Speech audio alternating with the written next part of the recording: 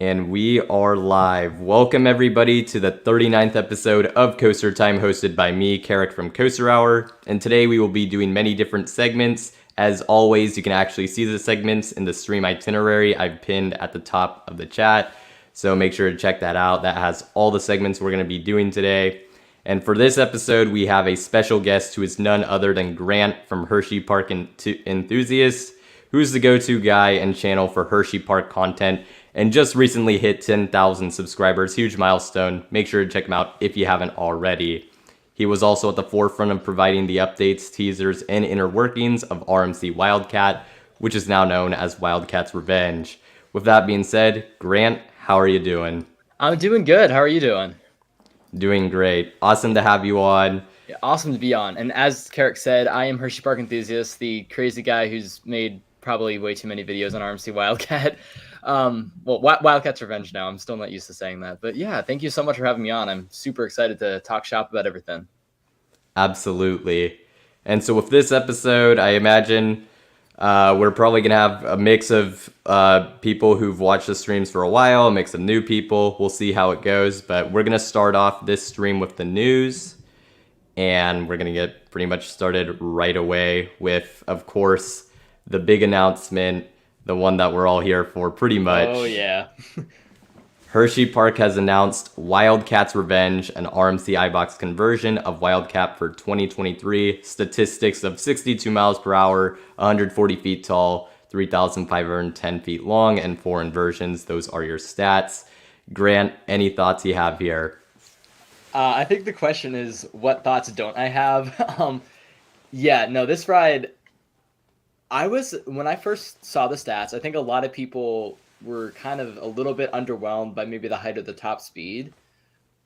But I don't know. The more I'm starting to think about it, the more I'm thinking that might actually be a good move. I think RMC has been, with Steel Vengeance and Iron Gwazi, they've really been trying to build taller. I feel like they've been trying to max out the record by 1 foot or 1 mile an hour faster, just to try to have the record. But with Airy Force 1 and now this opening next year, I think they're really showing us like, hey, we're kind of focused on perfecting the elements, doing more quality stuff as opposed to just trying to build the tallest hybrid coaster. So I think it's very interesting. And the layout actually isn't really, I don't know, it's not as airtime focused, which is interesting because most RMCs are like, you can count at least probably 10 airtime moments, but this is less than that, but it's going to be more inversion based. And I think that's really, really interesting. And I'm really excited to see how that turns out.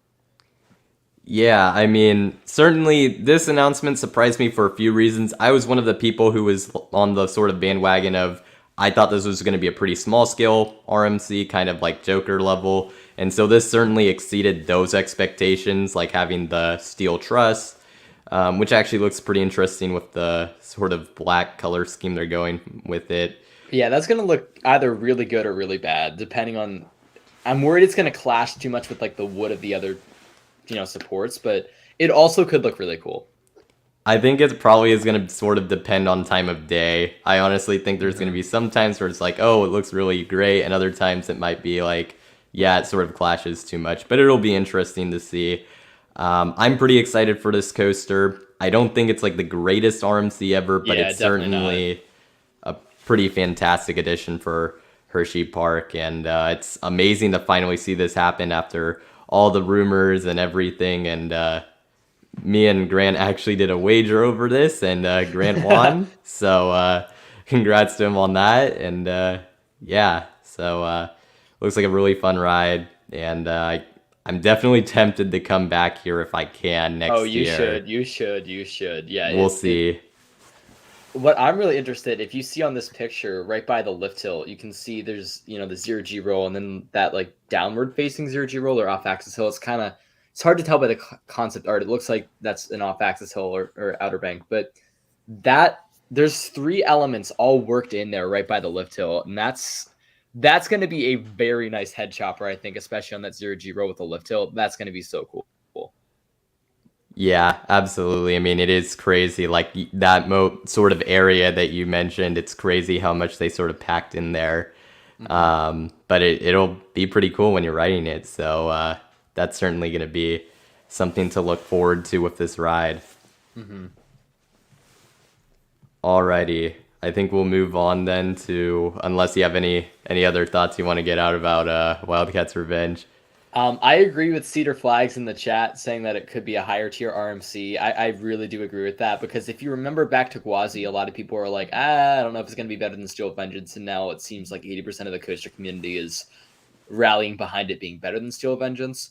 So I agree with it. I think it's going to be very different, and it's going to feel different than a lot of other RMCs, but I think it's also going to have its own level of intensity, and I think it's going to be great.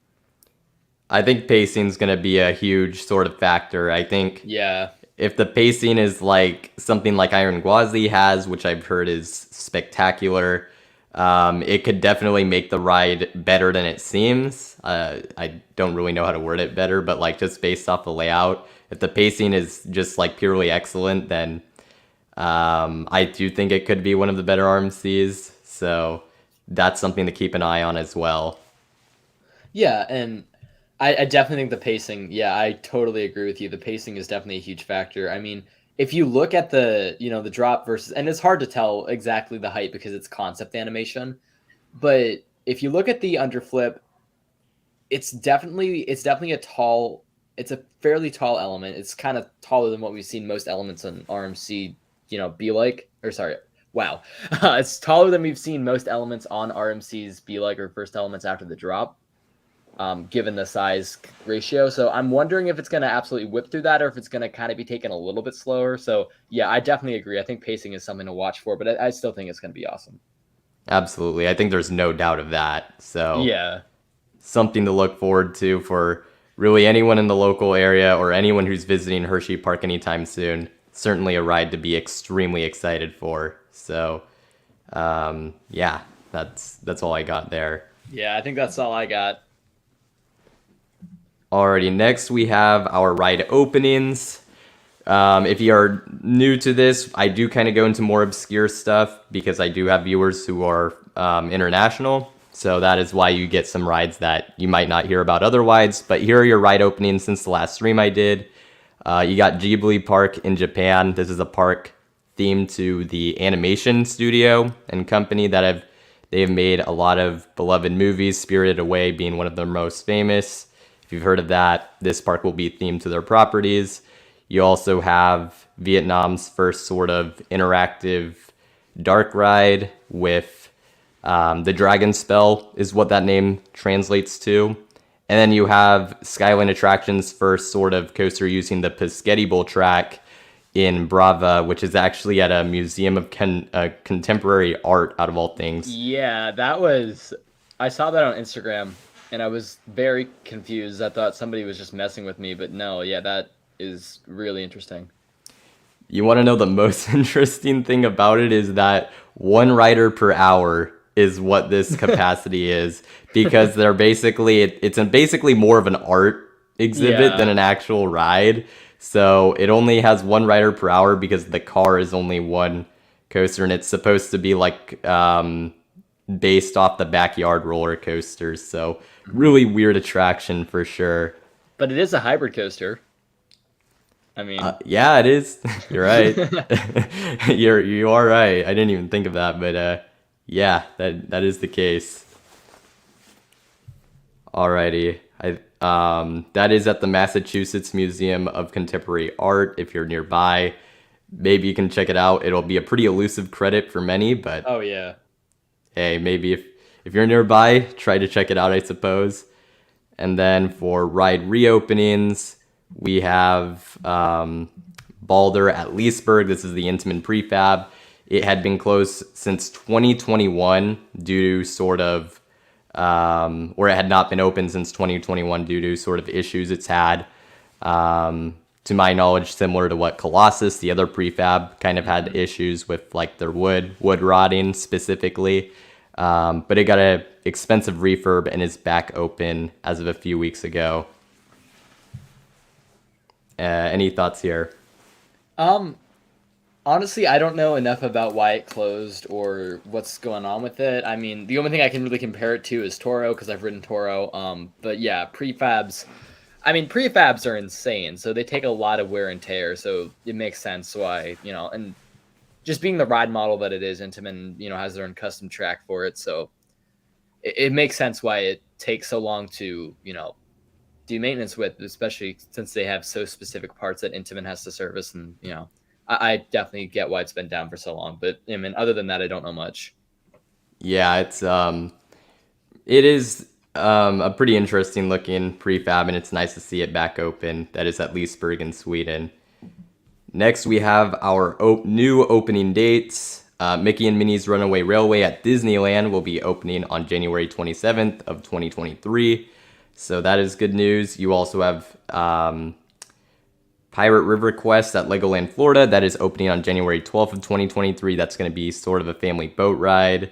TNT and Project Zero. These are two Australian coasters at a small park there called Kumbaya World. That is opening on December 23rd. That was just announced by the park on Instagram. And then just a few hours ago, Prairie Screamer at Prairie Playland in Texas. This is the relocation of Scandia Screamer. That is opening on November 12th, which is in just a few days, if all goes to plan there, according to the Instagram of this specific sort of coaster page that's run by the park. So those are your ride opening dates. Any thoughts here? I mean, they're all kind of small additions. I mean, they're all cool. I mean, especially for the smaller parks too. But yeah, I mean, I don't know. I didn't really know half of those existed. I mean, Yeah, I feel enough. bad. I mean, I don't mean to be like, oh wait, what was that? But yeah, I mean, I'd say half of the rides. I think I knew about the Disney and the Legoland ones, but the other two I had no idea about. But yeah, that's still really cool though, especially for the smaller park to have something like that. Yeah, for sure. These rides, some of them, two of them are relocations too, so nice to see those still survive, so that's good. Next, we have several construction updates. Huge thanks to these social media pages, the ones that are not official manufacturers or parks. I had to ask for permission, and they were willing to give me permission to use these pictures. I have the links to a lot of the news and their sort of social media pages in the description, so make sure to check them out if you are interested in following these projects. But we have several construction updates. Big Bear Mountain at Dollywood, track is on site. Actually, I didn't include it on here, but Wildcat's Revenge, track is also on site there. Don't usually put in a single ride in multiple sort of news things, but worth noting. Storm the Dragon Legend at Tusenfryd in Norway. That's the Gerstlauer launched invert. Track work is complete. Luna at Leesburg, Vekoma Junior coaster. It has gone vertical. One of the more weird coasters, an LSM launch coaster at Sanya Silk Road Happy World in China. This is a Golden Horse LSM launch coaster. Track work has been complete. It's that sort of B&M looking coaster there on the bottom left. Pretty strange looking. And then an Intamin Zack Spin, believe it or not, a new one has gone vertical at the same park. No. Oh, no. It is a different layout than Green Lantern. It is a clone of Kernu at, I'm blinking out on the park it's at, but wherever that is, it'll be a clone of that. So you have that, and then a few more. I'm just going to go run through these. The B&M Wing coaster at Chessington World Adventures in the UK has gone vertical. Gotham City Escape, track work is complete. That is the Intamin Blitz at Parque Warner Madrid. The name was also announced, that being Gotham City Escape. Kennedy Lake Park has some groundwork going on. Not really sure what's going on there, but something to note. And then Port Aventura, they are getting a new coaster because track arrived on site this morning. Oh, wow. And the rumor is that it'll be an Intamin multi-dimension coaster indoors. That is not confirmed, but there is coaster track, so we know they're getting a coaster next year. Yeah,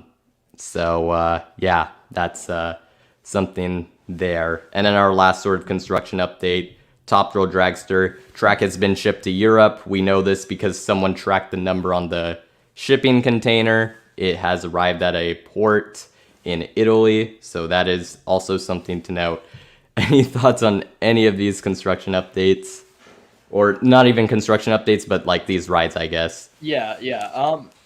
I mean, Big Bear Mountain, I don't know. I feel like I couldn't be less excited for Big Bear Mountain. We have Fire Chaser Express in the same park. I get it's more themed, but I don't know. Like, it'll be cool. I'm just like, in 5 years, I'll like forget it's at Dollywood, I feel like. But anyway, yeah, the other coasters, that's really cool. I didn't know about Canopy, and then the other park that just got, which park was that just got track on site? Portaventura. Portaventura, Okay, yes, gotcha. in I thought Spain. so. Yeah, but that's awesome. Always good to see another Intamin coaster. And yeah, Dragster, I don't know. I'm just like, it could be anything. They could be expanding the layout. They could not be. I really don't know. That ride is just a giant mystery that I honestly I don't think anybody knows really. Yeah, it'll be a sort of mysterious ride. It is interesting though that it got shipped to Europe. That seems to be a good sign more than anything else. So, Yeah. because if it was going to be scrapped, you probably would have seen the track just been scrapped by now. So that is certainly something to note and something to Yeah. keep an eye on. Yeah, if they're shipping it back to Intamin for Intamin to try to like look at the track and think about, how to, implement LSMs, that would definitely be a good sign. But yeah, I mean, yeah, we'll have to wait and see for sure, but either way, like there's going to be something. Like, Yeah. there's going to be something good to replace Dragster with. I mean, it's not just going to be like a Zumanjaro drop tower built into the structure. Like, it's going to be something. Cedar Point's not just going to, they're not going to do something small with it. I mean, it's not going to be like a 600 million foot coaster, but I don't know. It'll be cool. Yeah, that is for sure. Next, we have some delay announcements. These are mostly international. There was supposed to be a Tomorrowland area coming to Holiday Park in 2024. Think of like what Ride to Happiness was at Plopsaland Japan. That has been delayed to 2025. We don't really know a whole lot about the area. We just know it got delayed. Katmandu Park, which is actually in the Dominican Republic. It is a new park, has this sort of upside down building entrance. Looks really cool. That's on the really bottom cool. left. That has been delayed to early 2023. Mattel Adventure Park in Arizona has been delayed to late 2023. That is the park with Hot Wheels looping coaster. And then you have Fantasy Springs at Tokyo DisneySea, which has been delayed to spring 2024. That is on the bottom right. Any thoughts on any of these delays? I mean, I don't honestly know any of the. I'm Or really projects, bad. I guess. Yeah, I mean, I'm really bad with international parks, as some of you guys might have been able to tell. But yeah, I didn't know they were building a new park in the DR. That's awesome. And yeah, the entrance looks really awesome. And the Hot Wheels coaster, the Hot Wheel looping coaster, I think is what it's called. I forgot the name. Yeah, I think you said it, but I forgot the name. That actually looks cool. Like, I think it's going to be a good ride. Yeah, we're supposed to learn more about it at IAAPA, which I'll talk about in a little bit. But yeah, some pretty exciting projects. The park in the Dominican Republic, Katmandu Park, actually, they also talked about some dark rides if you look at the article I put in the description. So if you want to look more into that, make sure to check that out. But with that being said, we'll move on with some ride closures, mostly international actually for this. Wave Swinger at Tornado at Tokyo Summerland. This was a Vekoma Looper and a Wave Swinger attraction. Both existed for well over 30 years, but they have both closed for good. You also have Kieputin at Linnanmäki, the biggest park or the most major park in Finland with Taiga. That flat ride is closed. It's going to be replaced with Intamin Pendulum ride, as seen on the bottom left of that picture. Black Gang Chine, which is a park in the UK. They have a coaster called Cliffhanger that is closed for good. That was an IE Park coaster, pretty obscure manufacturer. And then Drayton Manor in the UK has closed Apocalypse, which was an Intamin drop tower. So those are some of your ride closures. We have even more than that. There's quite a bit. 2 Schwarzkopf coasters, Brontojet at Movieland Park in Italy has closed. Tornado at Silva Magica has, well, they've actually been removed. They closed years ago, but they're finally in the process of removing those. Brontojet was a Jetstar. Tornado was a Jumbo Jet. Falkenstein Castle at Holiday Park, which we talked about, has closed for good. It's actually going to be rethemed the Smurfs out of all things. That's kind of on the top right of the picture there. And then Wild West Adventure at Slagharen. That is a park in the Netherlands, home to Gold Rush, the Gerstlauer Infinity Coaster. That is closing for good on November 6th and will receive some sort of major sort of retheme / transformation. And then we have Woody Woodpecker's KidZone at Universal Studios Florida. That is closing on January 15th, which will include the closure of Woody Woodpecker's Nut House Coaster, Feebles Playland, Curious George Goes to Town, that like sort of area, and a few other things. A lot to go through. Any thoughts on any of those? Honestly, I'm mad about the Universal one because I literally went this in the spring, and I was there for not even a full day. It was like maybe a 3/4 or just half of a day. It was like a really quick stop by, but I mean, I rode the major stuff. I didn't even get on like Flight of the Hippogriff or anything. And like, so I didn't do Woody Woodpecker, so I'm just kind of like, of course they closed that. But I mean, it's a kiddie coaster. I'm not gonna lose sleep over it closing, but it's also just kind of like, oh, I lost a credit that I could have had. But I don't know. I mean, that is a little bit interesting. I mean, the dark ride getting whoa, my gosh, rethemed to the Smurfs. That's interesting. So I mean, I don't know.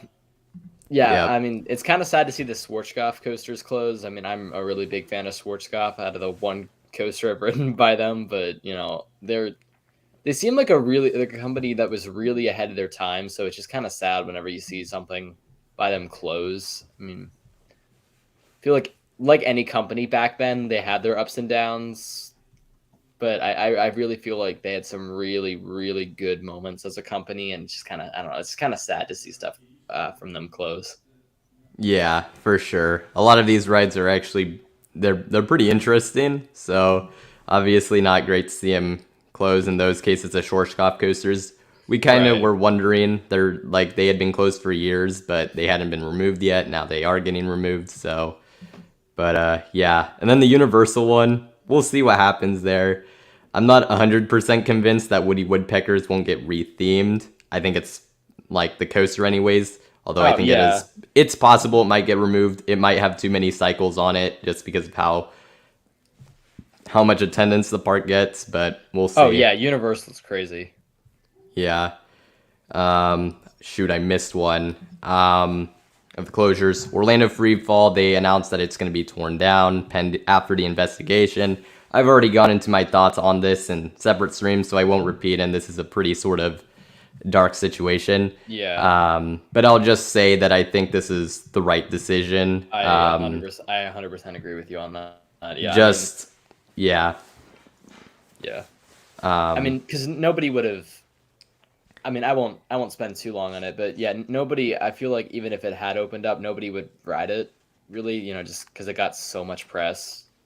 But My biggest issue with it is the operator. I've gone into this in other streams. Slingshot Group, that's the company that operates this ride. They have had they had an accident just less than a year ago before this one happened. That was also because of sort of negligence and poor training sort of methods that actually Coaster College went into in his video. If you want to check him out, he has great content. But and he did a video on the Slingshot that they also operate. But yeah, under this operator, it just didn't really feel like right to reopen. So that's yeah. pretty much all I have there. Next, we have temporary closures, which I should have also gone through. But Thunder Dolphin at Tokyo Dome City, that's an Intamin Hyper. It is closed until spring of 2023. Train is going to be refurbished. That's what they need to get done. And then Nemesis at Alton Towers closes on November 6th, but will reopen in 2024. Not officially, but it's sort of been leaked that's what's going on. It's going to receive a major track refurbishment, similar to like what Hulk got at Islands of Adventure several years ago. So those are your temporary closures, but they'll be returning. So don't, I guess, look forward to that when they do. Any thoughts on these? Yeah. I mean, Thunder Dolphin, just train work. It's not anything big.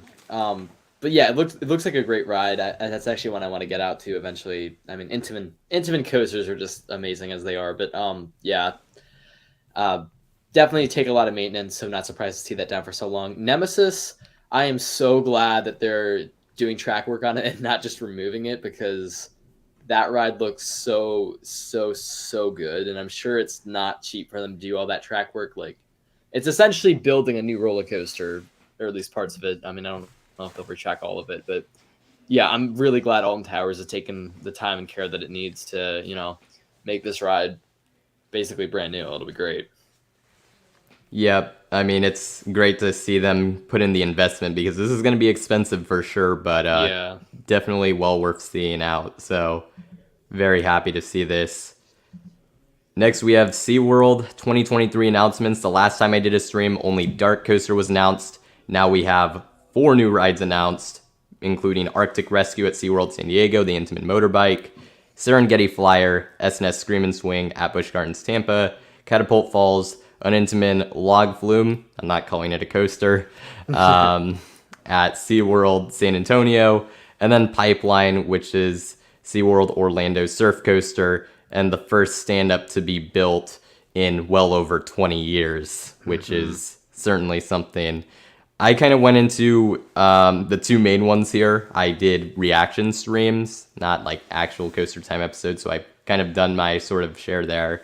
Your thoughts on any of these? Oh yeah. Pipeline, I don't know. I trust B&M. Like, I think B&M is going to do a good job with this. However, I've also ridden Green Lantern at Great Adventure, and I just don't get the point. Like, why would you wait in a, hour or so line to stand up? Like, why would you stand up for an hour to, like, stand up on a roller coaster? Like, why? And it just, I don't know. I think the seat bobbing will be interesting. I think that's going to be a unique feeling for sure. But I don't know. I still feel like the stand-up coaster is a model that I just really think didn't need to be brought back, but I'm still interested to see how that's going to go. Arctic Rescue, I don't know. They have Manta in the same park, and I think it's too similar to that. I don't know. Those are just kind of, they're 2 additions that I just really think we don't need, if that makes sense. Like, I'd rather SeaWorld not build these coasters and just save their money for something much better. The Log Flume, yeah, it's going to be cool to see like a new Log Flume type ride, but I don't know. I could care less about that. And Serengeti Flyer looks cool. Scream and Swings are a lot of fun. They're one of my favorite flat rides, but yeah, I don't know. I'd rather see SeaWorld save their money, if that makes sense. That's fair. The interesting thing, I was kind of thinking about this. I kind of, I actually think, and I don't know if SeaWorld San Diego has the land to do this, but just given its relatively short height, I think the surf coaster actually serves as a potentially great option for them to get at some point. It would be pretty different from what they already have. So I almost am kind of thinking it would have been kind of interesting to see if like the surf coaster and the motorbike kind of got flip-flopped. I feel like that would have served both parks a little better. I'm still excited for both of them. I'm very curious to see how Pipeline goes, just because it sort of has that bouncing motion. So I'm pretty excited for it. That might actually be very fun. Yeah, I think it could be. Serengeti Flyer adds another thrilling ride to Busch Gardens Tampa. You can't really go wrong there. Yeah. And I'm actually really curious with Catapult Falls. It has like a launch. It actually looks like a really unique log flume. So I'm actually pretty excited for it. I do like log flumes, so I think it looks really good. Yeah, I know there's mixed thoughts on these overall. I like these additions. I think you could argue some of them are a little redundant, but I'm okay with that. So I have no issues with it. I agree with what you're saying wholeheartedly with flipping Arctic Rescue and Pipeline. Like, that would have made a lot more sense. But I don't know. I'm really excited for Pipeline. Like, again, we don't need it, but it's gonna still be fun. Like, it's gonna be interesting to see what they do with the stand-up. And Catapult Falls, I'm not in any way trying to sound GP here, because log flumes, roller coasters, 2 completely separate things. If you ride a log flume, it is by no means a credit. But a lot of times people trying to get over their fears of roller coasters, like I've seen it at my home park, with Coal Cracker. Since log flumes have pretty, they have decent drops on them, a lot of people will ride them to kind of get used to that stomach dropping feeling. And not only will that do that, but it'll also get people used to like the feeling of a launch. So I think it's a really, really good family edition, and that's going to serve them really well. But I don't know, like it's a little bit like, do we really need that? But it's also, I don't know, it's still cool. Yeah, I understand it is, and then SeaWorld San Antonio does also already have a water coaster, so that is also, or sort of a water ride, so that is also something kind of interesting there. But no, I think it's pretty interesting. So yeah. Next we have pre-IAAPA news. I'm gonna try to roll through these, and I'll like sort of jump back to you, Grant, after I like get through these, just because there's a lot here. So Zamperla has revealed their junior shuttle spinning coaster model. They're also going to reveal the train for the recently announced Peony Playland launch coaster that I'll get into in a little bit. That just came out a few hours ago. So if you don't know about that, stay tuned. But that's what Zamperla is bringing. Chance Rides is supposedly going to announce more info on Hot Wheels looping coaster during IAAPA. Premier Rides, you have this teaser about something wild coming. I'm gonna spoil this. I have a lot to say about that one. I figured. So we'll get to that in a bit. Intamin, they're like kind of going wild. We have two new ride models. They've introduced their vertical launch coaster model, which technically already exists with Storm Coaster in Dubai, but they're sort of putting it out there on the website as an actual sellable model. And so they've put out 2 layouts for it. They've also put out 2 new layouts, 2 new Hot Racer layouts, which is their single rail coaster, and 4 new multi-dimension layouts as well. So if you want to check those out, make sure to check the link in the the description. They also have announced their dynamic motion stage attraction, which we actually know where the first one's going, which I'll also get to in a little bit. And then we also have some other things. Triotech, they're going to have a new product for arcades and family entertainment centers announced at IAAPA. They're also going to announce a new attraction for Latte World, which is a park in South Korea, one of their more well-known parks. They're going to announce an attraction there at IAAPA. Extreme Engineering, pretty obscure manufacturer, but they're going to announce a new location of their next coaster. That's going to be revealed at IAAPA. And then they're also going to announce a cloud coaster, or they announced the cloud coaster coming to Richland Chambers in Texas, which they'll go into also at the event. And then you also have 2 more things. This pretty up-and-coming manufacturer, I suppose, or one that I haven't heard of at least. Medici XD has announced True Flight Theater, which is a flying theater with the widest range of controlled movement for the ride type, capable of more thrilling movements. They'll talk about it more at IAAPA. And then lastly, you have Skyline Attractions. They're going to announce their new family coaster model on November 8th, which more to be elaborated on during IAAPA. So that's all of it. Any specific sort of ones that you're interested in here for the IAAPA sort of stuff? I guess we'll get to this, since you said you had some thoughts on it. Premiere, what are you doing? Yeah, I don't know. Like, it's just, I'm very intrigued because, I mean, at first I was thinking like, wait, are they contributing something to Wildcat? They're not, but and then I'm just thinking like, what other kind of ride would they want to do? I mean, like, the only other, I don't think this is in the form of like doing something to an already existing ride. The only other thought that I had would be maybe Grizzly at King's Dominion, because that was, I guess they're retracking that. But I don't know if they would somehow, I don't know if Premiere would somehow be involved with the retrack. I mean, I doubt that, because they don't make, track for wooden roller coasters or hybrid track for wooden roller coasters. But I don't even know. This is, like, I legitimately cannot figure out what's happening. If you look in these claw marks, like, there's wicker wood in there, so it's making at least me what think, looks like it. Right? Like, are they trying to build wooden roller coasters now? Like, I don't know. Like,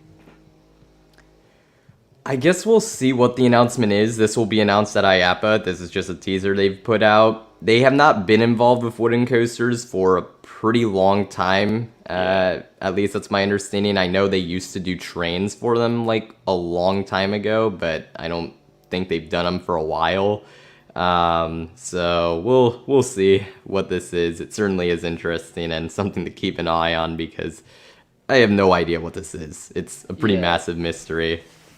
You mentioned the trains, and I could see, I could almost see that being maybe Premiere is trying to make wooden trains for wooden roller coasters. Maybe that's what they're trying to do, because I don't know. I feel like if they were announcing a new big ride, they would have more teasing than just this.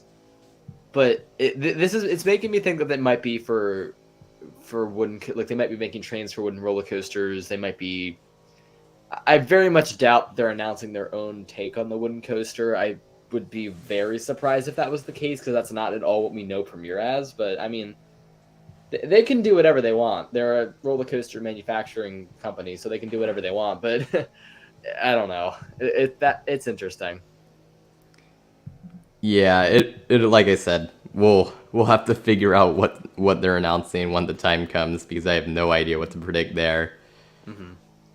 Alrighty, so next we're going to move on to another big piece of news. I'm not putting up leaked photos and things because that's just not a good idea for like leaked ride concepts. But if you haven't heard, the battle for the Ministry of Magic Dark Ride at Universal's Epic Universe and Fast and Furious Hollywood Drift at Universal Studios Hollywood have both been leaked via Screamscape. Battle for the Ministry of Magic will be a dark ride that will have a Spider-Man type ride system and a use of ambitious animatronics. You can check out the link in the description if you want more info there. And Fast and Furious Hollywood Drift at Universal Studios Hollywood, at least from the leaked concept art, appears to be some sort of Intamin multi-dimension coaster with inversions, launches, and a station in the upper lot. The picture had this crazy looking spike on it that I don't know if we'll see in the final product, but the ride looks insane. I guess we'll have to see where this goes, because it appears this thing is moving along, and it'll be something to sort of follow in like sort of the coming months, because I'm sure we'll hear more about it if it's opening in like 2024. Did you have a chance to see either of these by chance? I did not. However, I am so excited that Studios is getting something. For the very, very limited time that I was at Universal, I popped in at Islands, did a lot of the stuff there that I really, really, really wanted Wait, to could I hold up? This one is going to Universal Studios Hollywood, not Florida. Oh, I'm sorry. Never mind. I stand corrected. I just wanted to like make sure you didn't go on that rant, only for me to say that at the end. Thank you for saving the 1 minute rant. I appreciate it, because yeah, I mean, I didn't see the Hollywood for whatever reason, but all right, never mind. But yeah, both sound interesting. Fast and Furious still sounds interesting. I'm liking that Universal is working a lot more with Intamin. That's making me happy, because not a lot of parks in America are actively working with Intamin, except for Universal and SeaWorld parks. But yeah, I mean that's just making me happy to see Intamin kind of return and make more models in America. But yeah, I think both of them will be really cool. Yep, for sure. Yes, Universal Studios Florida, yeah, they're getting a Minions walkthrough. That's been leaked. That's coming sooner. These are pretty far away projects. One is likely 2024, one's 2025. So, yeah, there you go. Next, we have Cedar Fair announcements. They had quite a bit, actually. King's Dominion and Carowinds. They will operate year-round beginning in 2023. That's pretty cool. Adventure Port at Kings Island is also opening next year. That'll have 2 new flat rides, including Soul Spin, a Zamperla Endeavor, and Cargo Loco, a Zamperla Teacups ride, as well as enhanced theming for Adventure Express, and a new restaurant and Mercado building. And then you have this teaser that came out today, which I love all these parks going with the sort of claw mark. Yeah, no, every single park is like, this is the year of the wild and the claws, and yeah, this is, yeah.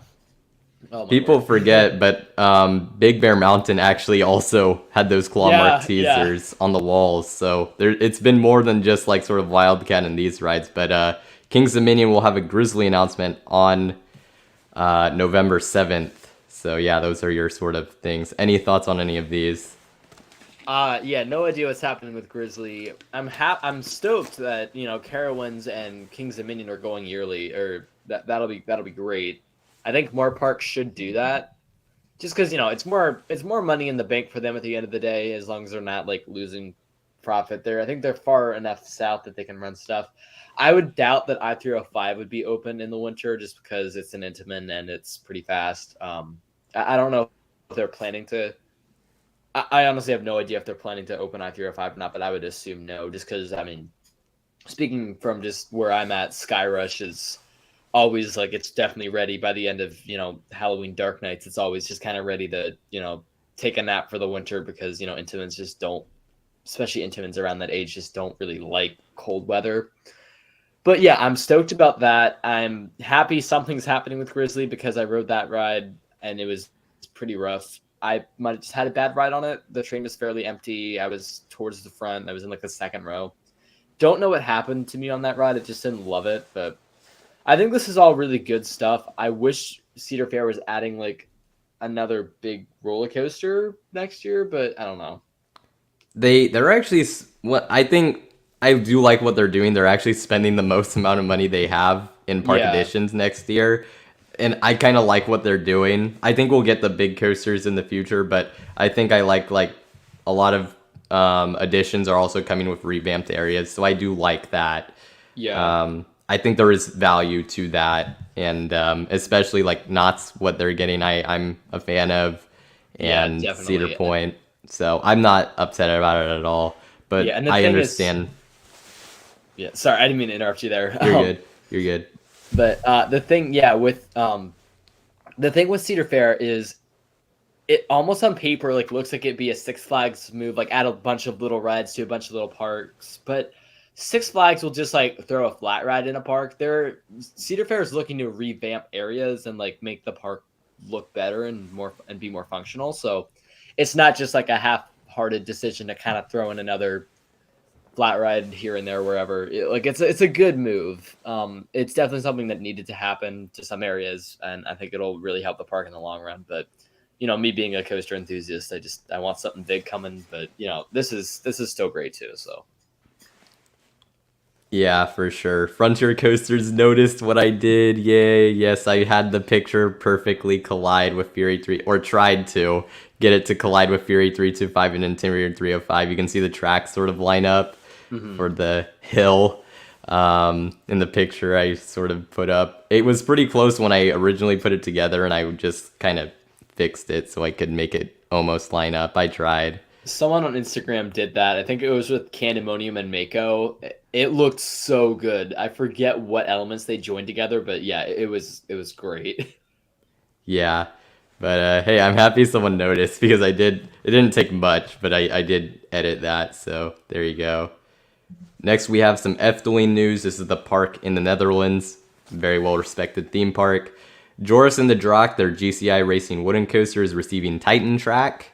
That's pretty exciting. So that'll definitely help the ride, just be smoother and help with maintenance. So that's great to see. Should be interesting to see how that rides on that specific coaster. And then on top of that, the ride system for their 2024 edition, Dance Macabre, I'm sorry if I butchered that, which actually translates to Dance of Death, has been revealed, which is that dynamic motion stage from Intamin, which looks pretty crazy. So yeah, that's a pretty interesting looking dark ride. It's the one in the picture here, but yeah, there you go. I'm calling it. That's gonna have a lot of maintenance issues. We'll see. Yeah, I hope it won't, but I'm worried. But it also looks really cool, so like I'm excited for the dynamic stage. But I don't know, it's Intamin, and it's like a really large scale stage that can go like every which direction. So I'm just like, we'll see. But yeah, it looks great. Yeah, for sure. It looks super cool. So I'm hoping if this does well, we see more rides like it. We'll kind of have to wait and see how this goes.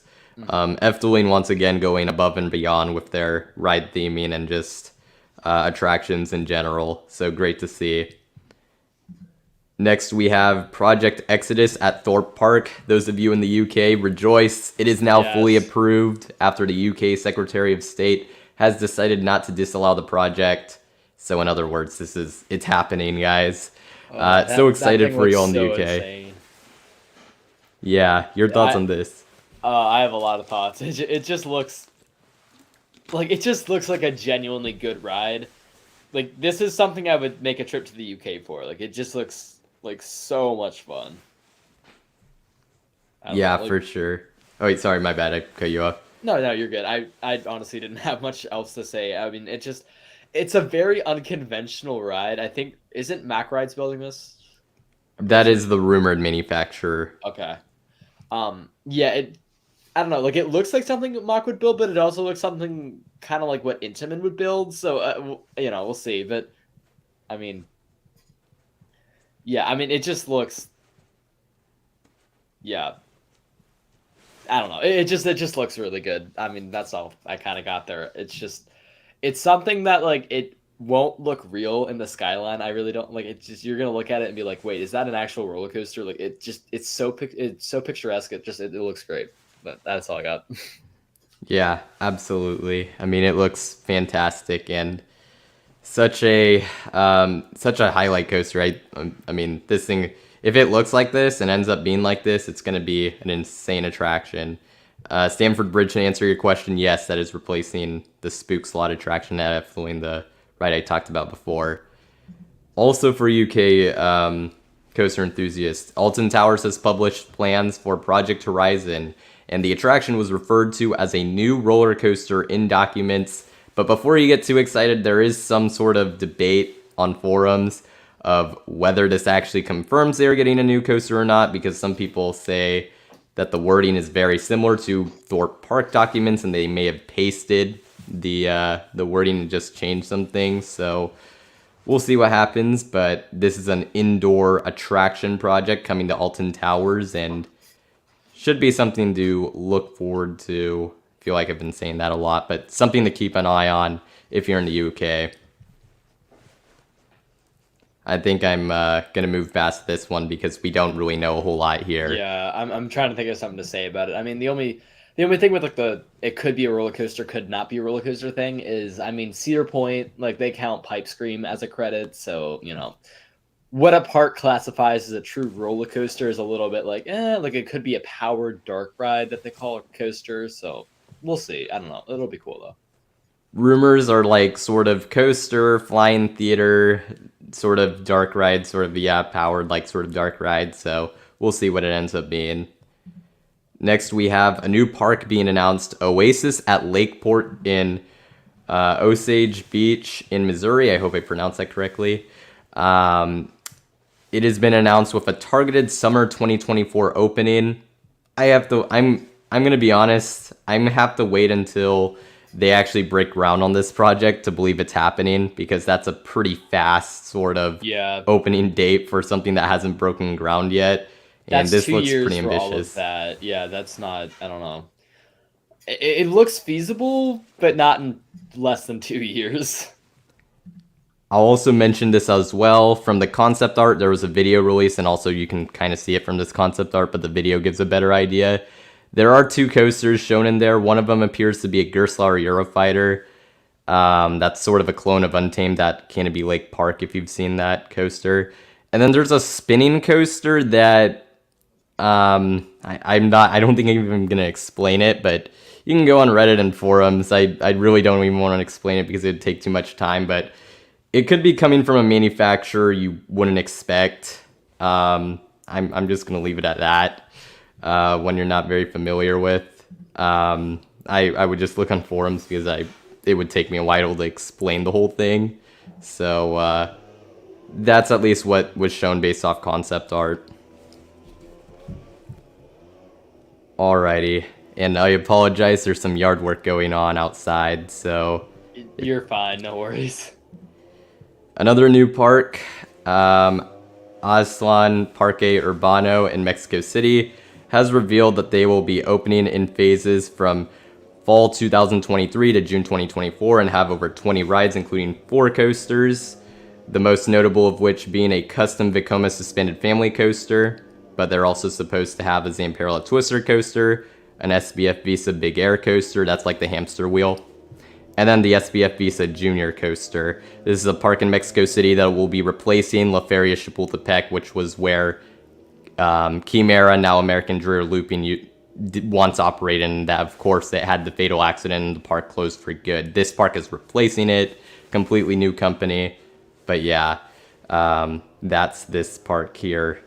I imagine you probably didn't know anything about this, but if you have any thoughts, feel free to talk about it. Yeah, I'm not good with international stuff. I apologize. But oh yeah, Miss Banana Girl, you were completely right. I would not be able to name a single coaster there. But yeah, I don't know. Like it looks, Vekoma suspended coasters. It's always a great option for parks starting out because they're fairly affordable. They give the park a nice inverted coaster. It's also a family coaster, so it works well for their lineup. I think this park shows promise. I mean, I feel like all parks opening show promise. I feel like there's been a lot of new parks that have been announced or are opening this year. I don't know if that's just me, but I feel like there's like twice the amount of like new parks overseas that are opening as usual. But I don't know. It looks really cool. I think it's going to be a fun park. Yeah, for sure. It'll definitely be a pretty interesting sort of park for sure to keep an eye on. And one that I actually might be able to visit. I've been to Mexico City a few times, so maybe when I visit in the future, so we'll see. Alrighty, next we have Peony Playland. This just happened a few hours ago. They have announced that they will receive a Zamperla LSM launch coaster in 2024. It is 1,247 feet long, 59 feet tall, has one launch. It does seem to have a decent amount of airtime moments, but seems to be more sort of family focused, I would say. $9 million also, so it's the largest coaster in the park's history. This is the park that has Coaster, which is the wooden coaster that is known for its absurd airtime. But yeah, that just got announced a few hours ago. So any thoughts on this? So yeah, I get, building materials have obviously gone up quite a bit. Things are a lot more expensive. I feel like though for $9 million, you could have done something a little bit more than like 59 feet, one launch, that kind of thing. I don't know. I don't know really the size of the park or like what they have in their lineup, but if you're gonna spend $9 million on a coaster, I feel like it could have been for something a little bit bigger or better. I don't know. It's hard to say because prices of things have just been increasing and increasing. It also looks like there's some other things involved that's not just the coaster. Like it looks like there's these play structures and sort of statues and things. I'm sure that's all sort of included. In that sort of cost. So I don't think it's simply just for the coaster. And there's also like a light up tunnel too. So it is crazy though. I like sort of the pricing of things, but yeah, there you go. Yeah, I'll say it this way. I think it looks fun, but if I had $9 million, I would not be doing that. I'd be doing something much different. But I don't know. It still looks good. Yeah, for sure. Next, we have 2 parks that have been sold. I think I accidentally deleted one of the things, so that's unfortunate. I'll just explain this one. Joyland in Texas, you may have seen this on Instagram from other people, has been sold to new owners after seemingly being doomed. It's going to reopen in 2023. This is a small park in Lubbock, Texas. Has a few coasters, but is more of a local place, huge for the local community, so good that it's staying around. And along with that, another park got sold, that being Western Playland in New Mexico, has been sold to the Traders Village Marketplaces, who own Traders Village in Grand Prairie, which has Prairie Playland with the Prairie Screamer we talked about earlier. So 2 parks getting sold here. This one also has a few coasters, with Hurricane being this park's major coaster. Pretty like sort of obscure parks, so I think I'll move on if that's all right with you. Yeah, I honestly don't have any thoughts on that. Like, it got sold. Cool, you know. Yeah. All right. So next we have. I'm gonna move on. I'm gonna go through these last two pretty quick. A leak has revealed that Wallaby Holland, this is in the Netherlands, this is the park that has Untamed and Goliath. They will receive a Zamperla Junior coaster and Magic Bike in 2023. That's just what a leak came out today.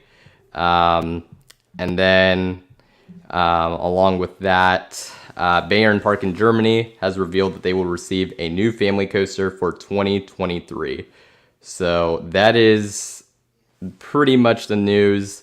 If you want to check out the rumors, this news is gone for a while. I have links to them. It kind of goes through it. It's not anything too big, so make sure to check those out if you want to. But I'm going to wrap it up there. Any last sort of thoughts on either of these, if you have any? Not really, honestly. I mean, both, cool, interesting stories. But yeah, I honestly don't really have much. Yeah. So that should be it for the news. Mind Eraser is one of the rumors, so you can check out the link if you want to. But yeah, I'm gonna move on because this is going quite a while. So yeah, I have a few channel announcements. I'm gonna roll through them very quickly. If you're interested in coming on Coaster Time, make sure to fill out the self-request form. It's in the description. So there you go. Next we have Coaster Draft Livestream. This is a new series I'm planning to start in the future. If you see my Coaster Draft in other streams where I've had other people on, it just takes too long, so we're going to make it its own stream. I plan to start that in the coming months.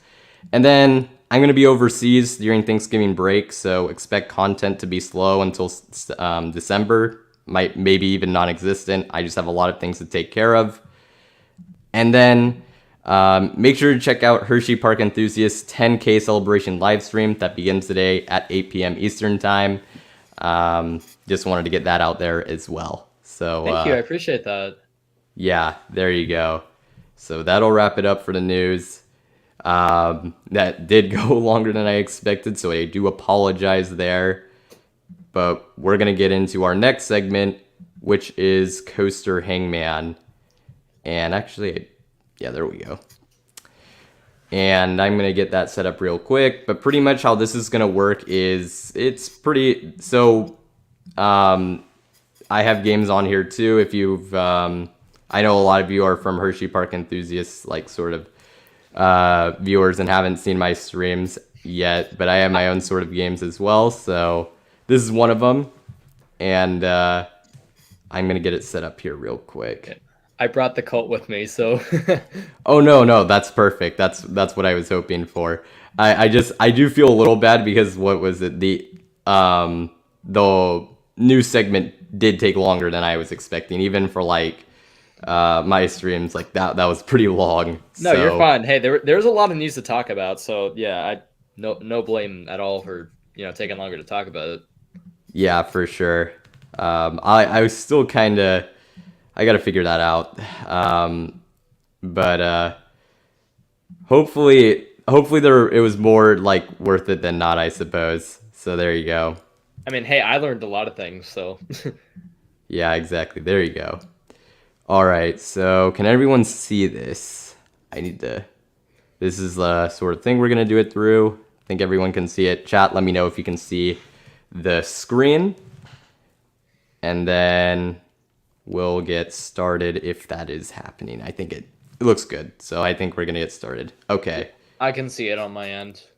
All right, so yeah, it's pretty much just Hangman, a no-hang person. Guess the letters in the chat, and then you can try to guess the name of the coaster. So there you go. If you don't really know what's going on, you'll kind of see it play out here as we go. So there you go. And then, Grant, for you can guess letters in the chat, but don't guess the actual coaster name. You can put that in private chat if you have a coaster name guess. Gotcha. But yeah, there we go. Is there an S? No. Is there an E? Yep, we have one E. Oh boy. There we go. There is no I. And there is one A. Oh. Wait, maybe? let's see. There's one N. Wait, that's not right. Never mind. Let's see. No M. No L either. Let me just make sure I have all the letters right. Always. It's not Anaconda. It's not Airy Force. Yeah, And Mr. Cola Roaster got it right. It is Afterburn at Carowinds.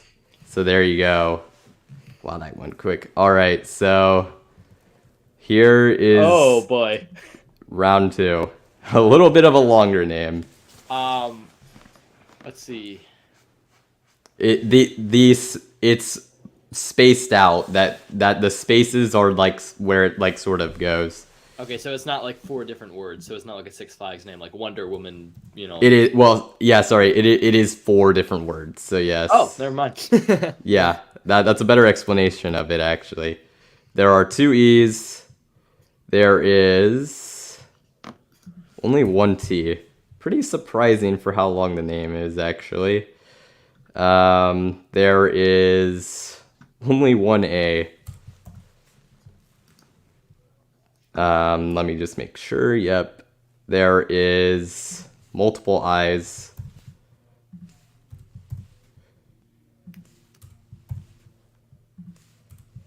I should know what this is. And someone actually guessed, I'll give it, this has never happened, but Mine Train is a part of the name of this coaster. So that is right. Although the only thing is, I don't know if I should have done that because I might throw people off because of letters. But Sanford Bridge ended up getting it right. It is River King Mine Train, quickly followed by Mr. Cola Roaster from Six Flags St. Louis. So there you go. All right, now we got round 3. Let's see. Which a lot shorter of a name, but there you go. Should hopefully be a little easier.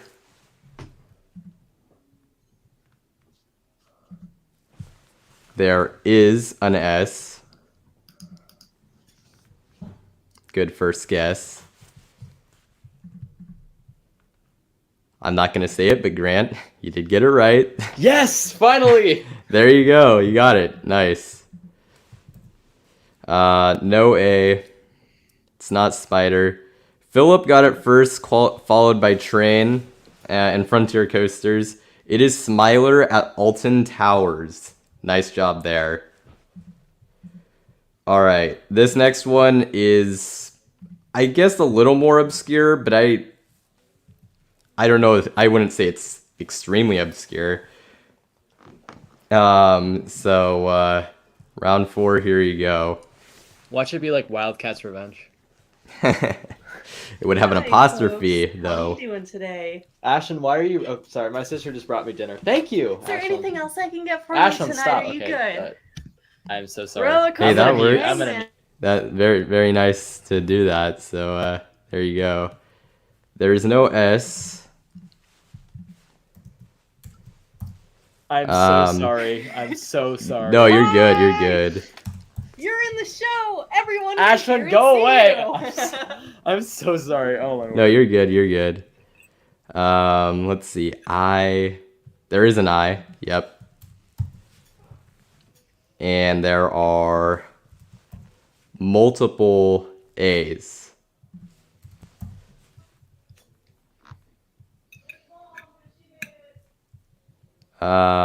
E. Let's see. No E. No, there is none. I just realized no I was E. eating. I just realized I was eating close to the microphone, so I'm gonna not do that. I don't think you guys want to hear that. It's not Grand National. M. No M. No N. I'm hopefully I'm not doing anything wrong. There is an R. And there is no G.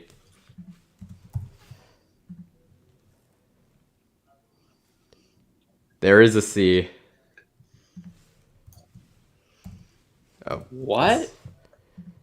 What is this? Wait. Oh, someone got it. Let's go. Mr. Color Roaster got it. It is Ozark Wildcat. I kid you not. I do these mostly through random RCDB, and I actually got this one. So, some of these other ones I did not get through random RCDB, but that one I did, which is pretty crazy. So, dude, random RCDB, like I could literally just sit there for like 30 minutes and just scroll. Yeah, it's kind of addicting. Just like picture like that person who's like addicted to scrolling through Instagram, but like me with RCDB. Yeah, exactly. I mean, I have my own series where I go through it. So, I mean, I understand completely. Alrighty, next we'll get to our next coaster. And, yeah, that was a good one, Mr. Color Roaster. He got it first. Oh, wait. Oh, I know it. Oh, you do? I do. Don't say it. You can put it in private chat, though. Yeah. Wait, no, really? Yep. Yes! Let's go!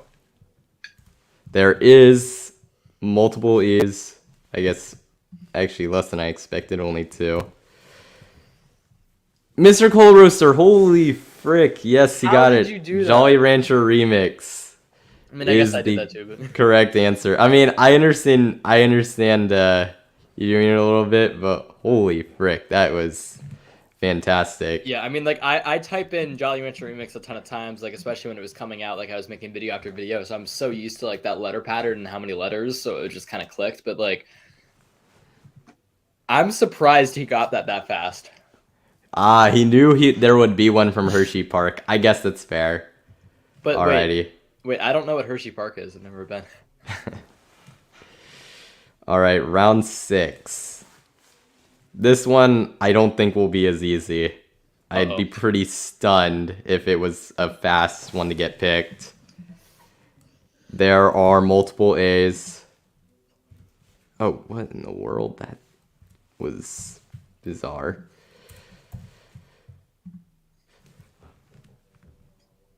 It's got to be a Six Flags name.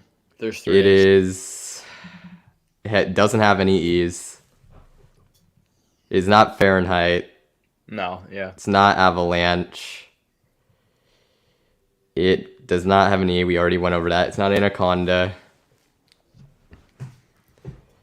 Like I said, this one is not going to be... Like, you might want to go with letters. There's no O in this. There's got to be one more vowel, because there can't be 4 consonants. No F. No L either. I'm not able to type in the comments. Can I guess, like, just verbally? You can put letters in the chat, just not an official guess. I'm going to go... Sense. Did we do I yet? Someone just put I, so okay. There is one, so there you go. There is no R. There is no N. Is it like Taiga? I'm kidding.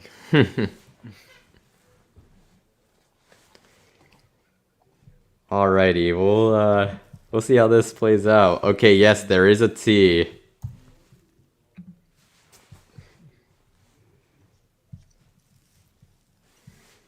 Alrighty, let's see. I'm gonna be so mad. I'm gonna be so mad when like I'm just. I know it's one that I know. Possibly, unless it's like. Mr. Coal Roaster is out here just killing. It is indeed Takabisha Fuji-Q Highland. Yeah. Former world's steepest roller coaster. Some would still argue it kind of is, but yeah, there you go. We have our next coaster, which will be... We have 2 more rounds, round 7 and round 8. So there you go. Mr. Coal Roaster is going on an absolute tear. It's absolutely insane. MVP of the day for sure. Yeah. Hey, to be fair, I mean, there is stream lag, but you did get 2 right. Well, yeah, the one was just a guess, and the other one was at my home park, so... A, but I mean, still pretty good. There is one E. How long will this stream last? I'm hoping to keep it just around 2 hours. That's the hope. If not, just a little bit longer, but that's the plan. There's no B. I'll say it this way: if we get back on the topic of said RMC opening at said park next year, it might be over 2 hours. But if we don't, then it'll probably be under. No O, no B. There is an A. There is, and it's not Coaster Cart. That's like a mountain coaster. Like, no way I'd do that. There is no K. There are multiple R's.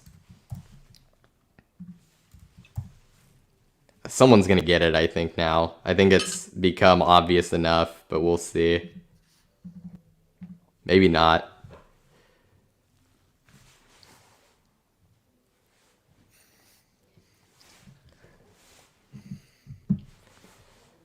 Alrighty. Fear? Nope. That's not one of the words. Bear is not one of the words either. There is an I.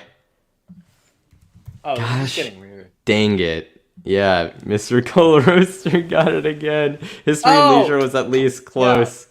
Silver Star Europa Park.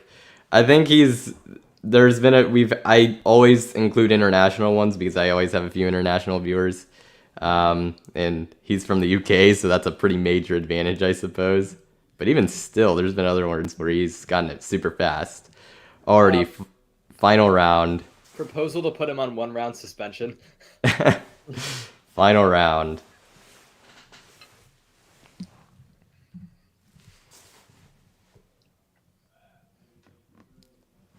Oh, History and Leisure has been the Europa. That would also be one. Voyage is not the correct answer, no. There are no E's, and it is not Maverick. Think. Not Hangman. It's not Banshee. Nope. It's not. Nope. There are... Wow, I love how it like all this stuff just came in. There is one A. No E. We already went that.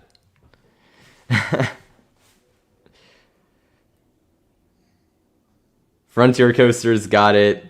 I'm actually surprised it took as long. Wildcat at Hersheypark. How am I so blind? Wait, in fairness, that's not an actual roller coaster. I mean, by that logic, Ozark Wildcat. Okay, true. We include defunct coasters on here. I don't know why that wasn't registering. I feel so dumb now. Huh. I was actually surprised. I threw that one in. I thought that was just gonna be a battle of who got it first, but that actually took a while. So, but mostly overall good game, and that's gonna wrap it up for Coaster Hangman. Let me know if you guys enjoyed that. Sorry, say that again. I might lose some sleep over that one. And then we'll move on to our next segment. So our next segment is going to be buy or sell. This is a segment that if you've watched Airtime Thrills, who's been a former guest actually on here before, it's a segment that he brought to the coaster world, and I asked if I could use it for my streams, and he was cool with it. So basically how this works, give us your sort of takes or predictions, and we'll buy or sell it. We'll give you about 11 minutes to get your takes in, and we'll answer them up to there, so 25. I'll do 5:25 EST is the amount of time you have to get your stuff in. So there you go. Insert Jeopardy music here. Yep. All right. We already got a few. If you don't know what's going on, you'll figure it out real quick. Buy or sell. Hershen will acquire at least 2 more parks by 2030. Buy. I'm going to buy. Wait, sorry. Did you say it? Did I cut you off? No. I was just saying buy. Yeah, I definitely think that's going to happen. Yeah, they've been looking to acquire. There's been articles about it, so I'm going to say buy. Mm-hmm. And you also agree there. Yeah, they bought Kentucky Kingdom. They'll definitely acquire a couple other parks. This is a pretty unknown article, weirdly enough, but it is an article. You can look it up. It might be hard to find, but you can find it. They actually tried to buy Silverwood. Wait, Like, really? yeah, and Silverwood was like, no. That makes So, sense, though. I mean, Silverwood is a good park, and Hershey could do some good to it. That makes total sense. But I mean, I'm glad they didn't, because Silverwood kind of has its own charm, being Silverwood. But yeah, for sure. La Vie Bora at Six Flags Over Texas will be removed for a GCI in 2024-2025. I'm going to sell that because even if La Vie Bora were to be removed, Six Flags hasn't bought a new GCI since before 2010, so I'm going to sell that. yeah, same. I could see it getting removed by them, but not for a GCI. Yeah, it's like one of those things where I could see I could see the first part maybe happening, even if I still don't necessarily know that would happen, but never know. It's just the second part I cannot buy. Yeah. Buy or sell, Wild Adventures will get a major coaster within the next 2 to 7 years. Ooh. Yeah. You know what? I will buy it. Depending on your definition of major, I think they might get more of like somewhat of a family coaster edition, but potentially one that's decently pricey. They have been adding to it. They're adding a new area to there this year, so they're putting some money into it. I think we'll see it, but I don't expect it to be anything that insane. So I guess I'll buy it. I don't know. It's possible. Yeah, I mean, again, it depends on what you mean by major, but I might sell that. But then again, Hershey went from everybody thinking Wildcat was gonna get GCI to announcing a Lift Trust Wildcat opening next year. So anything is possible in the amusement industry. So I mean,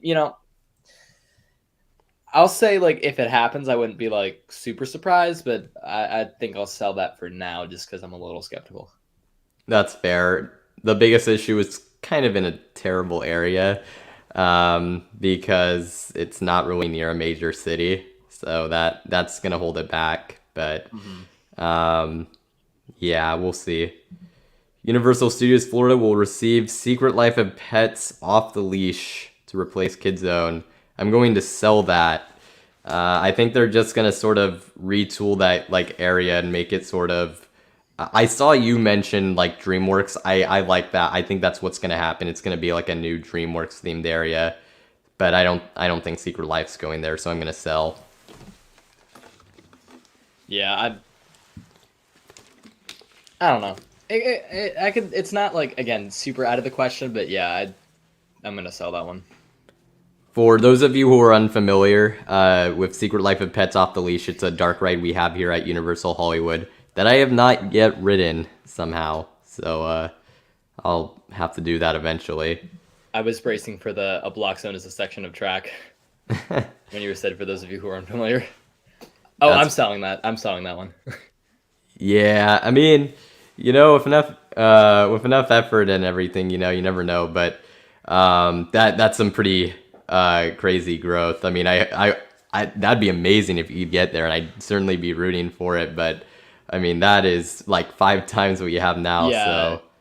And thank you. I appreciate the support there. I don't think that's gonna happen though, just because the thing is, Airtime Thrills, coaster YouTubers of that such, they can reach basically as big of an audience as they want to because they can cover any single park that they want to.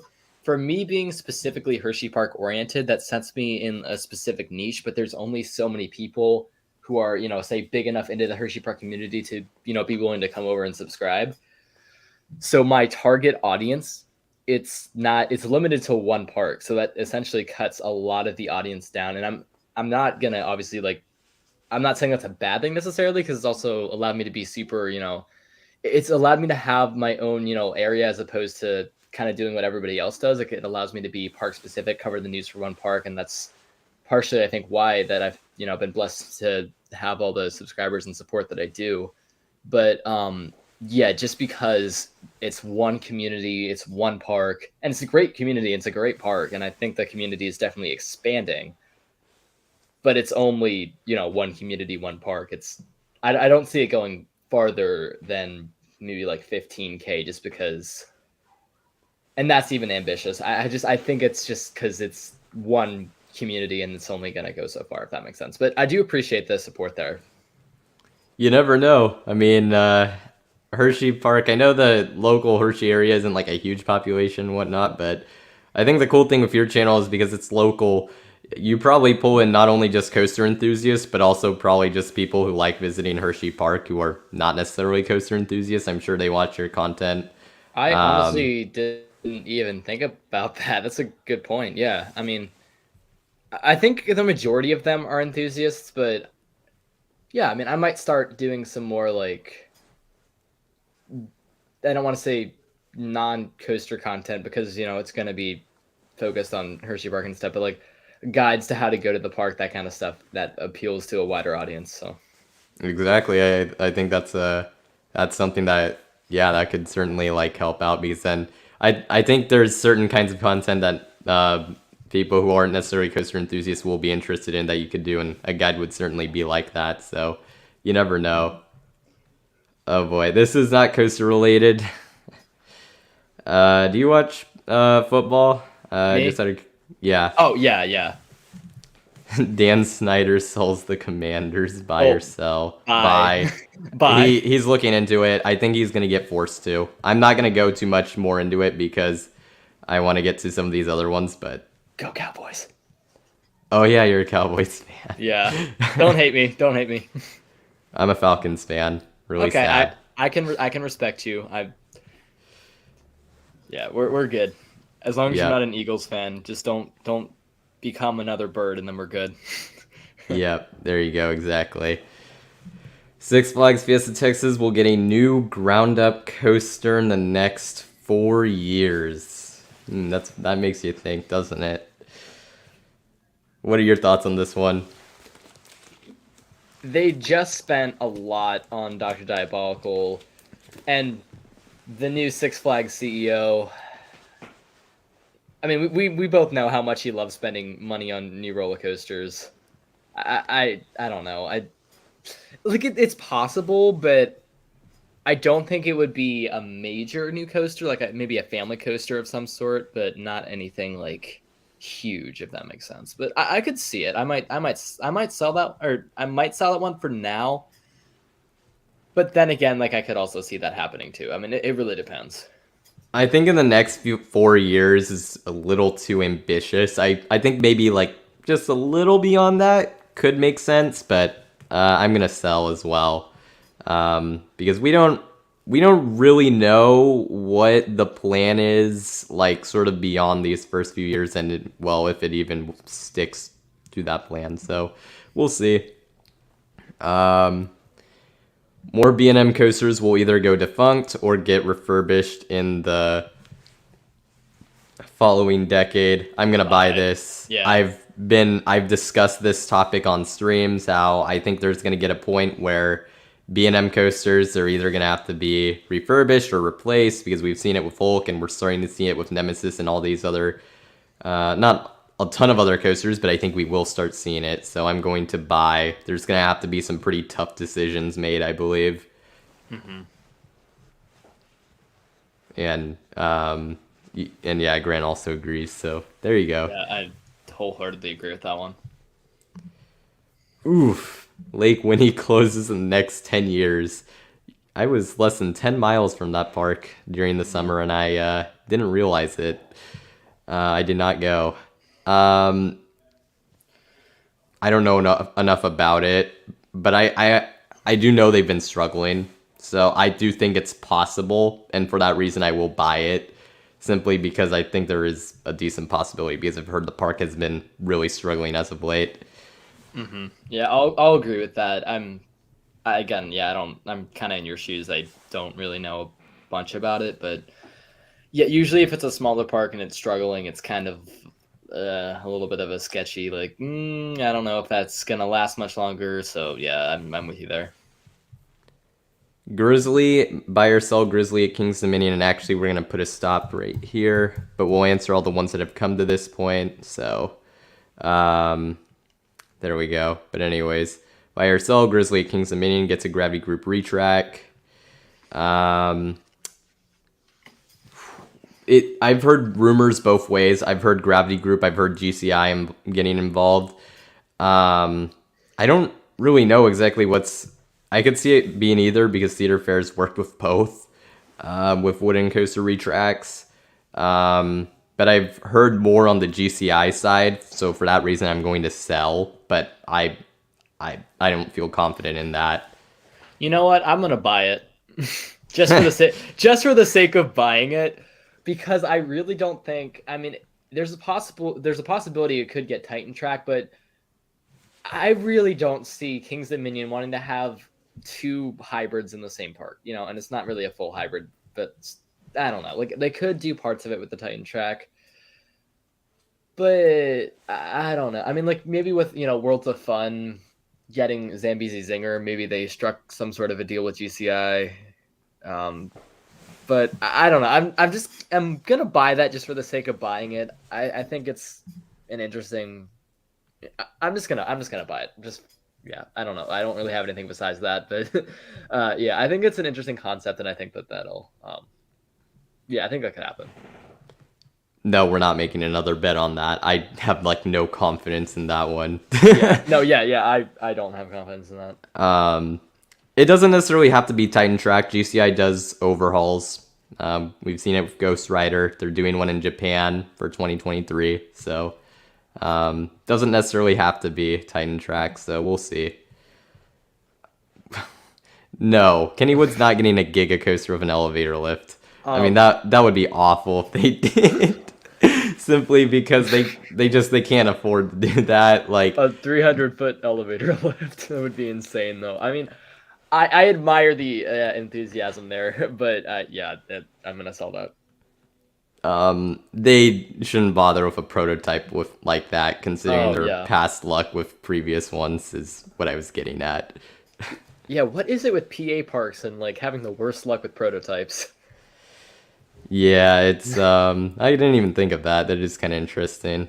Kennywood's had gotten the really short end of the stick, but Kennywood with Steel Curtain, Hershey with Skyrush, Knobles with Flying Turns, sort of.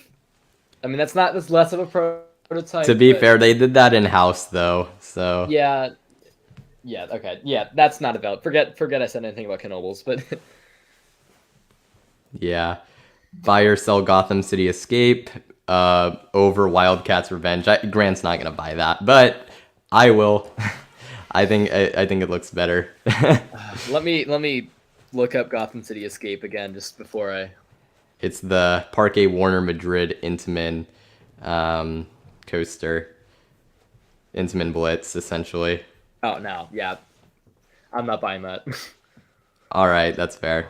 I mean, I was already I've made too many RMC Wildcat speculation videos for me to just sell that, so or for me to buy it. Yeah. No, I was no way. All right, how many more do we have? I might have to sort of pick through these. Wild Mouse at Hersheypark will stay at the park for another 50 years. Sell. There's no shot. No shot. It's on the market. I haven't seen any proof of it. So I've heard it's on the market, just from people that I've talked to. I feel if that's true though, then show me the website. Where it at? I don't know. I've been looking. It's just a rumor as of now, but I mean, I heard it got sold, frankly, as a rumor. Don't obviously make anything out of this because I have no idea how credible this is, and we haven't seen it go anywhere. So. It's way outdated in Hershey's lineup. I don't see that really staying for long, and I hope it doesn't either. I hate that thing. Yeah, there's no way, even if it stays for a little while longer. 50 years is pretty wild. No, like I don't even think Great Bear will stay for 50 years. You know, like I mean it could, but yeah, like that 50 years is a pretty long time for a coaster, and especially a Mock Rise Wild Mouse. Yeah. Alrighty, well, I think we're gonna like sort of. I'm just gonna kind of zoom through these, like just say buy or just buy. I don't think I'm gonna explain it too much. We'll try to do that. Kennywood will use the clip for their advantage for the next coaster. I know it's been talked about, but yeah, I don't know. I guess we'll say you know what? I'll side with Grant. I'll say buy. Why not? That'd be fun. Yeah, just kind of, just relentless optimism. Yeah. Skyrush will get removed before Great Bear. Buy. I'm super Skyrush biased, and I think taking it out would be probably both of them would be difficult just because of where they're located. I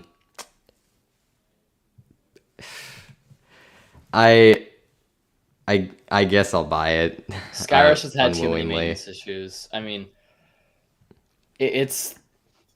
I'm not trying to say like it's gonna be gone in like 5 years. Obviously, that's not what I'm saying, but I would keep an eye on Skyrush just with all the maintenance issues being an Intamin prototype, Yeah, but Great Bear has been so reliable and it's a really popular coaster, so.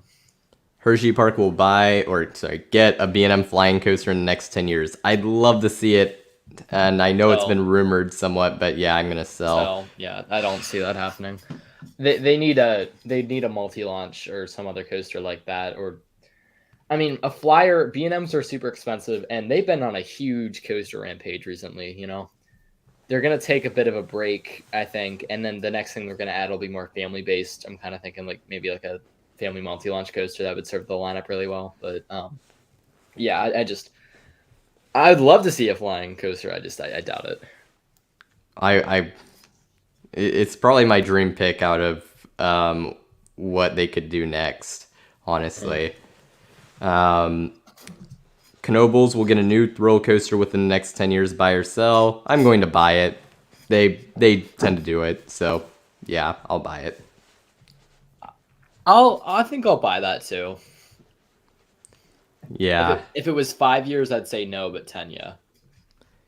Buy or sell 3 surf coasters exist by 2025. Sell. I'm going to sell. That's just not enough time, I think, to give the other one a evaluation. So I'm gonna say sell.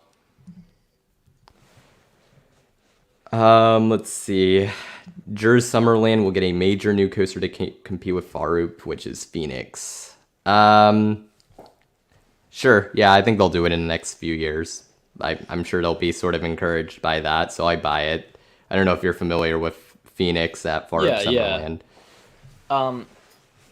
I would say I'll buy that too. Alrighty. Drayton Manor will convert Shockwave to a surf coaster to keep UK enthusiasts interested. I'm gonna sell it. This idea of putting surf coaster trains on existing stand-ups, I think, is just unlikely. If you look at the layout of Pipeline, it very much works with like those bouncing seats. Yeah, because there's not a drop. It's just like a overbank. It's not. There's no drop on Pipeline, but there's drops on other. It would just. I don't think the bobbing motion would be good for like vertical loops, intense transitions. Like I don't know. I doubt it. It feels to me the layout of the surf coaster was made with the bouncing in mind. So and with the other coasters, they weren't. So I'm gonna sell that. Yeah. Buy or sell Blackpool Pleasure Beach will remove steeplechase by 2030. Man. It is the only existing aero steeplechase. But I'm going to... I don't know enough about it, but for the sake of it, I'll buy it. I know it's not really well liked, so I'll buy it for that reason. I'll sell it just to sell it. Fair. All right, how many more? Not too many left. Okay. Cedar Point's next coaster to close will be Gemini. Sell. Ooh, what do you think it'll be? Corkscrew. Yeah. I mean, I'll sell it too. Yep. It's just because it's right next to Dragster, so maybe they'll look to, because if that land is going to have a lot happening, Reimagine Dragster opens in 24, they might be like, oh, let's remove Corkscrew and add something there too to keep people interested who are over there. So I don't know. We'll see. They also moved 2 flat rides to the boardwalk that were right by Corkscrew. Yeah. Something else to note. Six Flags will never get another B&M. I'll sell that. I know they're in a weird situation. I don't think they'll never get another one. So, yeah. Cliffhanger did good, so. Yeah, hopefully. Nope, sell. It just doesn't seem like that's happening. No. Yeah, RMC's been teasing stuff, but they've just kind of been. I really think Wildcat's going to be one of the last RMC hybrid conversions we see. I really do. I don't think so. I think as rides get older, but I kind of see what you mean. That's fair, yeah. But they're not coasters you would think of right now, I'll just say. The ones that I think could be in the future. Mm-hmm.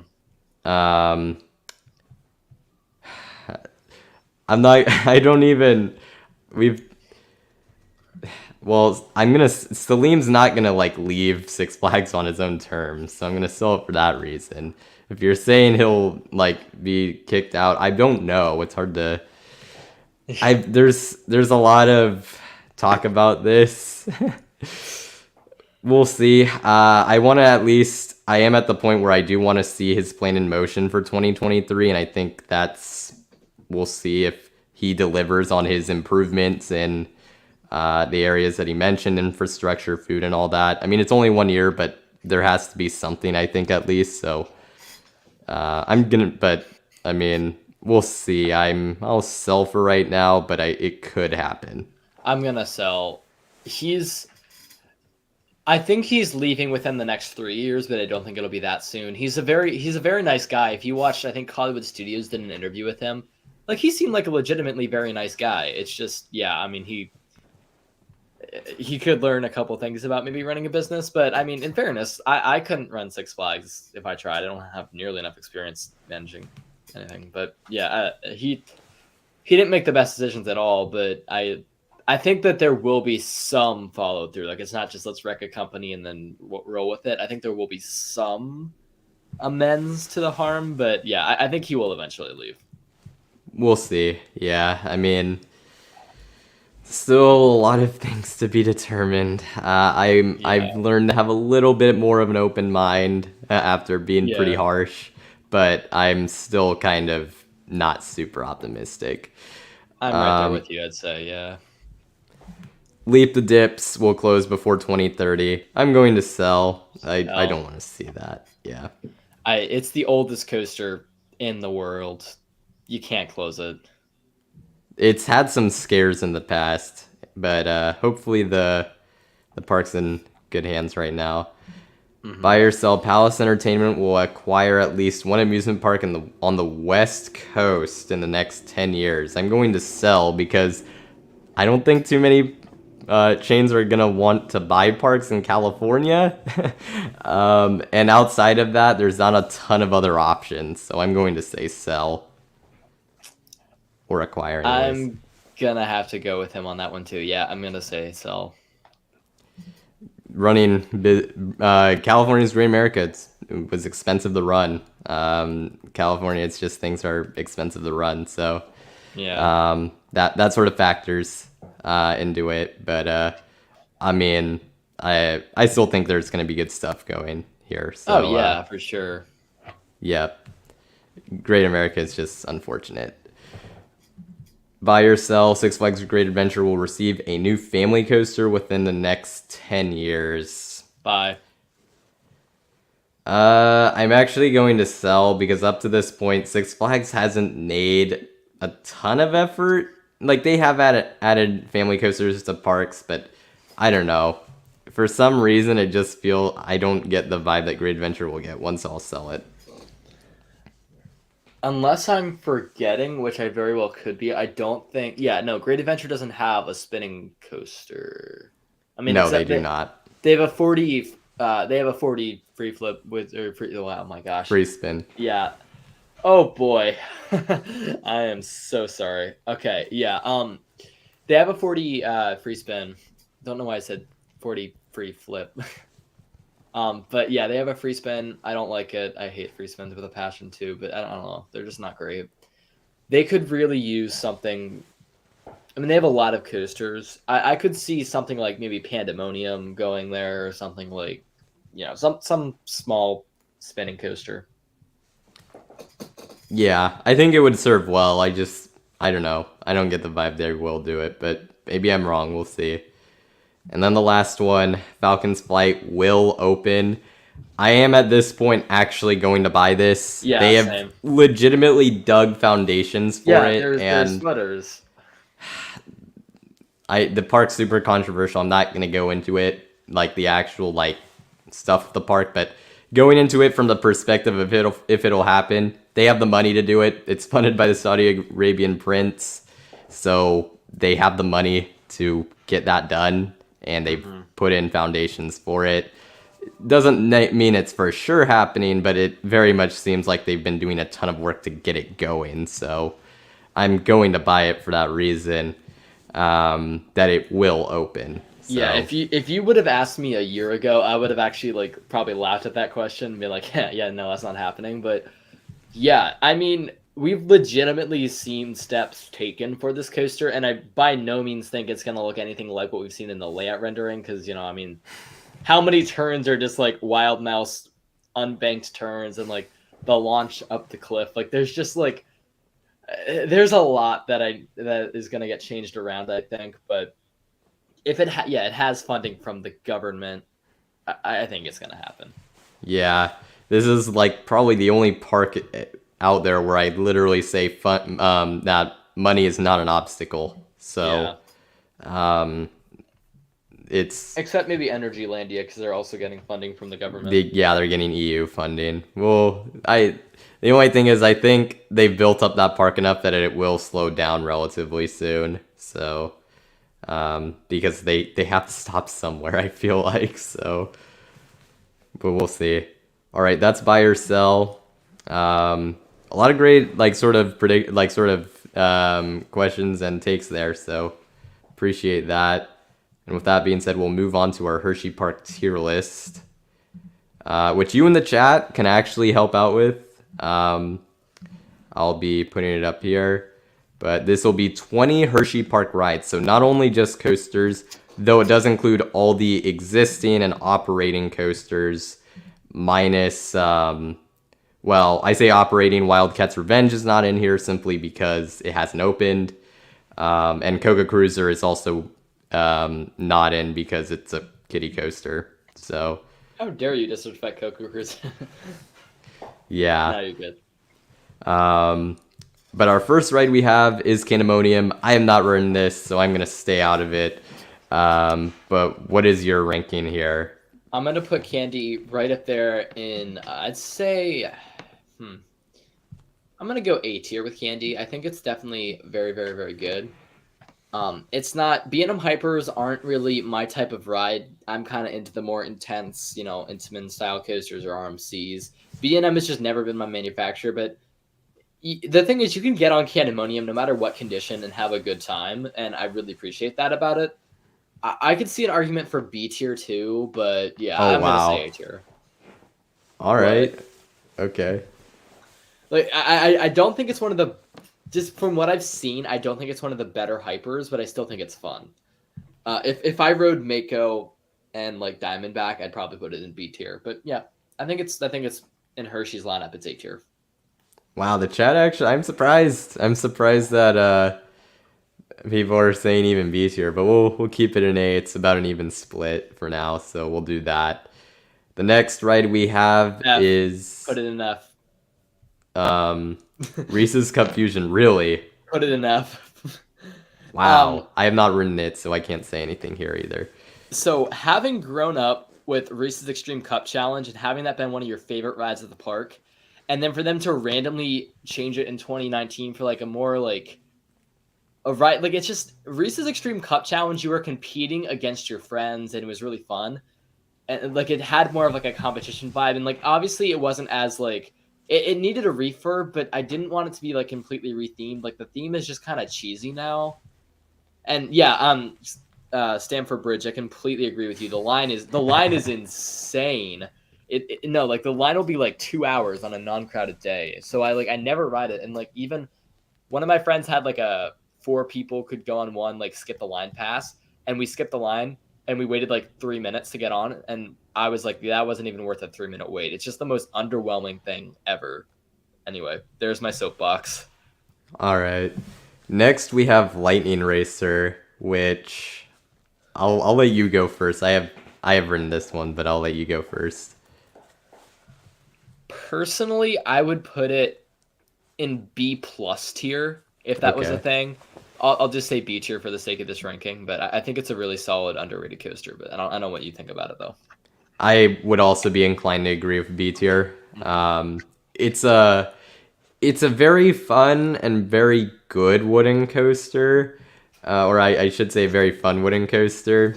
Compared to some of the other GCIAs I've done, it's like kind of middle of the road, like Yeah. slightly better than middle of the road. Um, but and the chat, actually they're saying A tier, so I'll bump it up, I guess. Yeah, all right. I would say B plus tier. It is a great ride. I haven't ridden enough GCIs to say like I've ridden Wildcat, RIP, Lightning Racer, and then Thunderhead at Dollywood. It is insane though because Thunderhead and Lightning Racer feel nothing alike. Like it doesn't feel like it was at all the same manufacturer that made it. Like it's crazy how far GCIs come, but I still think Lightning Racer is great, and it's been really running well the past couple seasons. So yeah, I could see A. I could see A tier. Yeah, it's it is a lot of fun for sure. And the dueling, of course, I mean that I think I can respect putting it at A for that reason. That's certainly a cool feature it has. So Yeah. yeah. All right, next we have Comet, which I'm also inclined to put in B, but what are your thoughts? I hate to say this, C tier.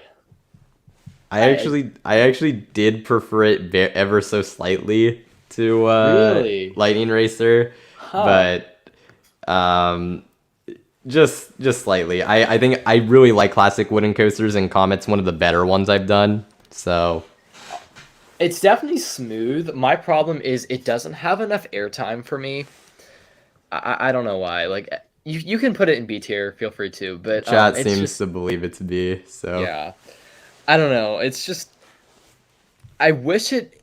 I feel like if they ran it a little bit faster, it could have some really really good airtime, and then it would kind of be like Phoenix level and kind of be it would be B tier. I think if they ran it a little bit faster, but I don't know. Like I even towards and it might have just been because Wildcat was closing and I was kind of trying to like get my last rides and I rode it a lot, but I even bumped Wildcat over Comet. That was one of my really big hot takes.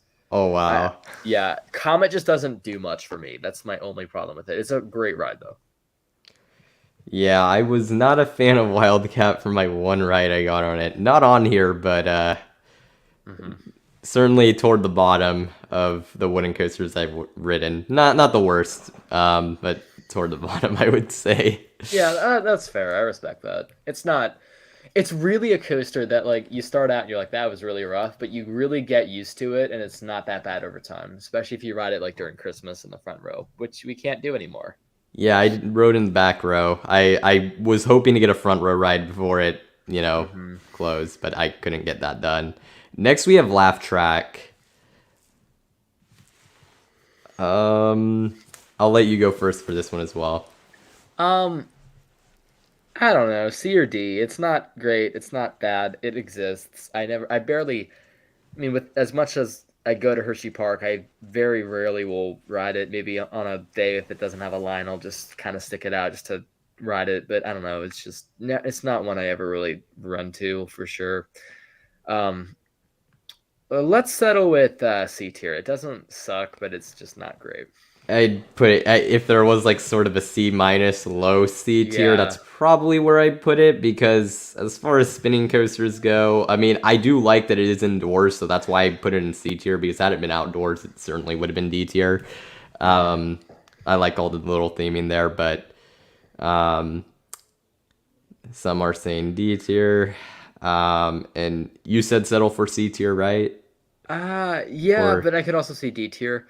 The thing with it too is like I just remembered this. It's kind of like when you're on it, it's like, why is this our most themed roller coaster at this park? Like, it's kind of sad.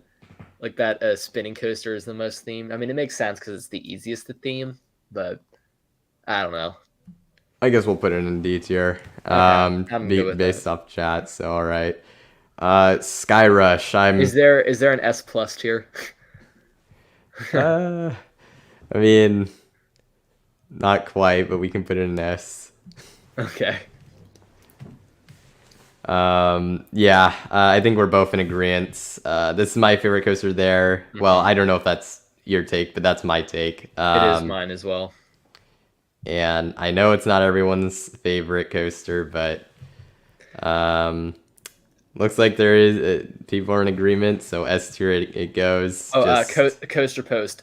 Sorry, I should have elaborated. I think what I was trying to say, I didn't stress this. Phoenix is definitely S tier, but Comet, even if it ran faster, I don't think it would be as good as Phoenix is, just because Phoenix has a lot more double ups and double downs, and it would provide better airtime anyway, and it doesn't have seatbelts. So I still think Comet would be like B tier. But yeah, sorry, I didn't mean to imply that Phoenix was B tier. Phoenix is definitely upper A or or S. Yeah. But Sky Rush, one of the most insane rides out there, insane airtime, super powerful ride just overall. I need to re-ride this. I have not ridden this in 5 years, but I really enjoyed it back when I rode it in 2017. So, yeah, I mean, still one of my all-time favorite coasters. Yeah, it's awesome. Next, we have Tidal Wave.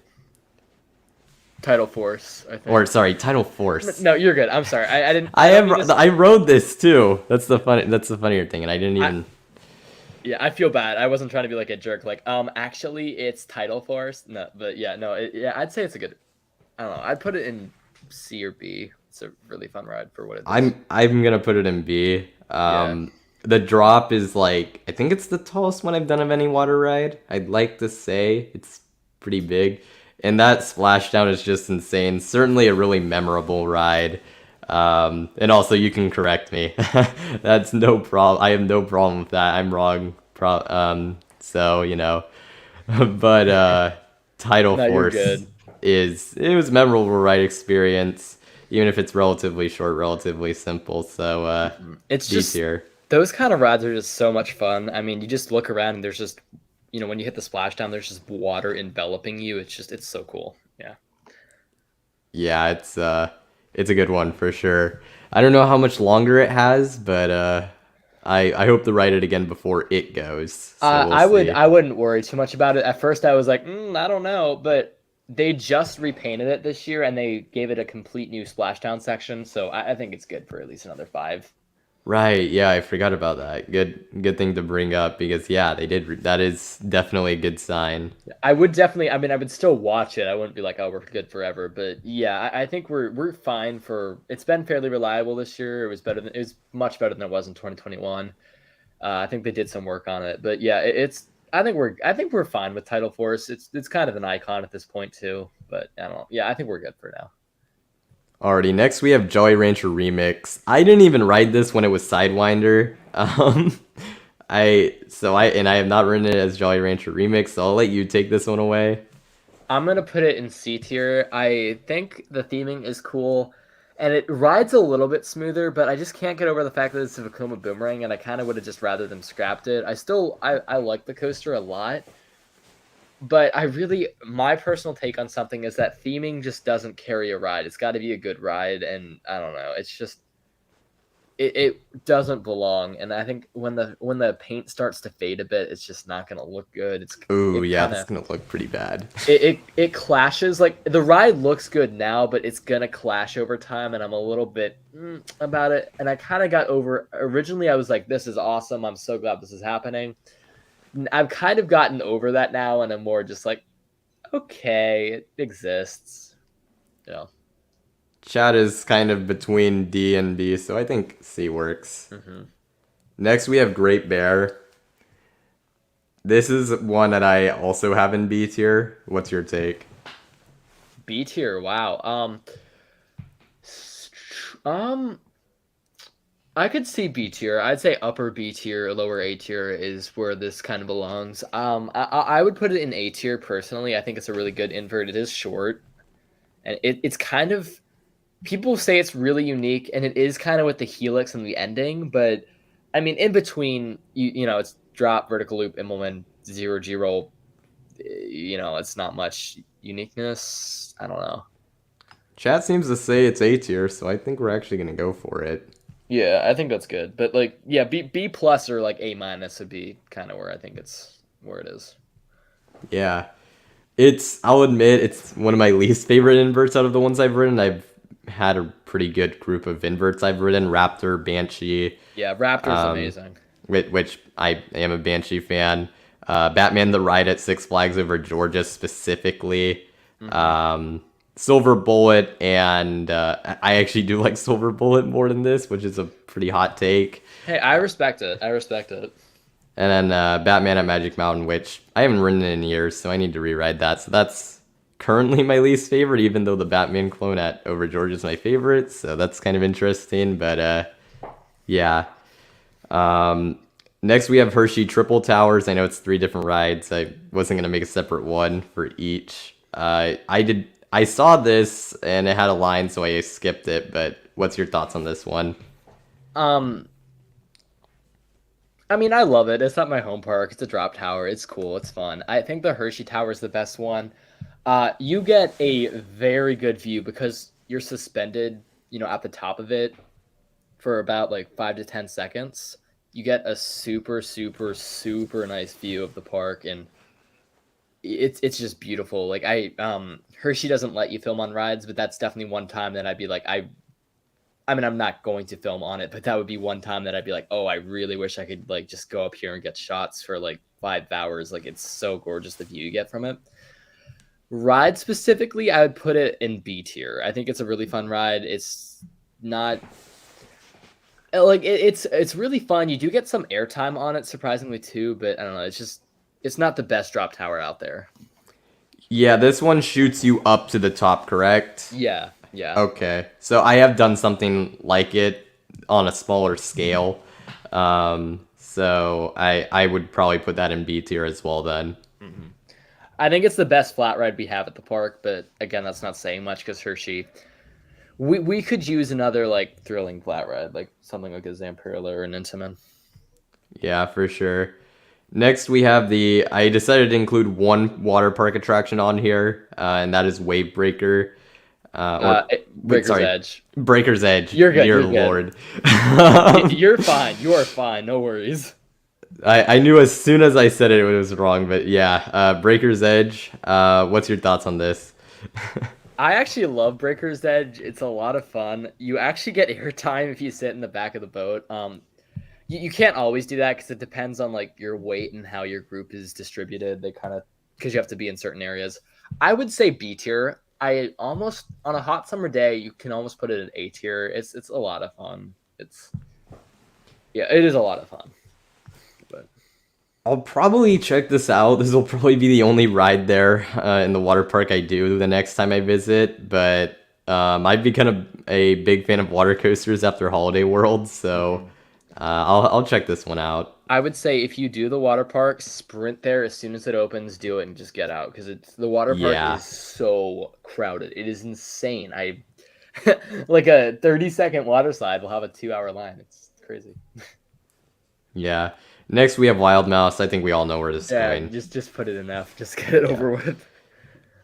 I'll be honest, I probably would have leaned toward D tier, but I heard about the story with your mascot and whatnot, and that bumps it down to F. Yeah, so. like if I would have lost him on any other ride, I would have been upset. But I literally lost him, and I had to ride my least favorite ride. So I'm just like, it was just a double loss, and it's just kind of depressing. So yeah, it makes me hate the ride even more.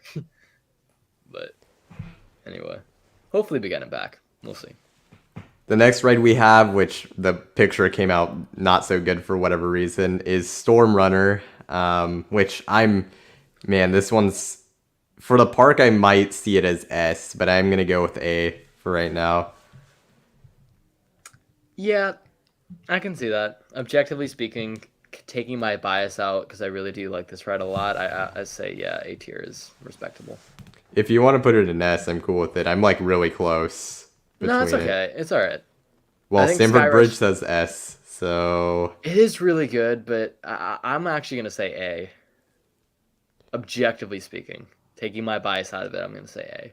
all right. Looks like Chad agrees. We'll put it at the highest spot. It's just because I think Skyrush and Stormrunner, they're both amazing, but I think Skyrush is just on a different level than Stormrunner, and I don't think they deserve to both be an S. But I don't know. Yeah, I would agree there. Next, we have Coal Cracker, which I unfortunately missed out on my visit. So, your thoughts on this one? I love log flumes a lot. Coal Cracker, I don't know. It's just I really like it, but there's no because it's right in the hollow / Kissing Tower Hill. It's kind of like right in the middle. There's just not really a lot of views just because there's so many coasters everywhere. There's just not as much like if you've ridden like the flume at Knoebels, like you feel like you're just in the woods and you're lost in the woods and the scenery is beautiful. With Coal Cracker, it's just kind of like it doesn't feel like you're getting lost in the woods, which is kind of like what I like about a log flume is just kind of like in winding through trees and stuff.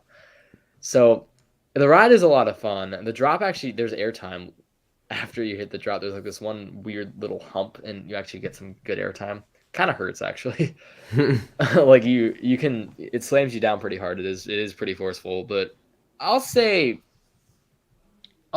B tier or yeah, I'll say lower B tier. Looks like Chad agrees, so we're gonna put it there. That was Next, like a we have 3-minute explanation for Coal Cracker. Sorry. you're good. Next, we have a ride that technically shouldn't count, but because it's not within Hersheypark, but like you can ride it for free, and that's the Hershey's Chocolate Tour Dark Ride. Your thoughts on this?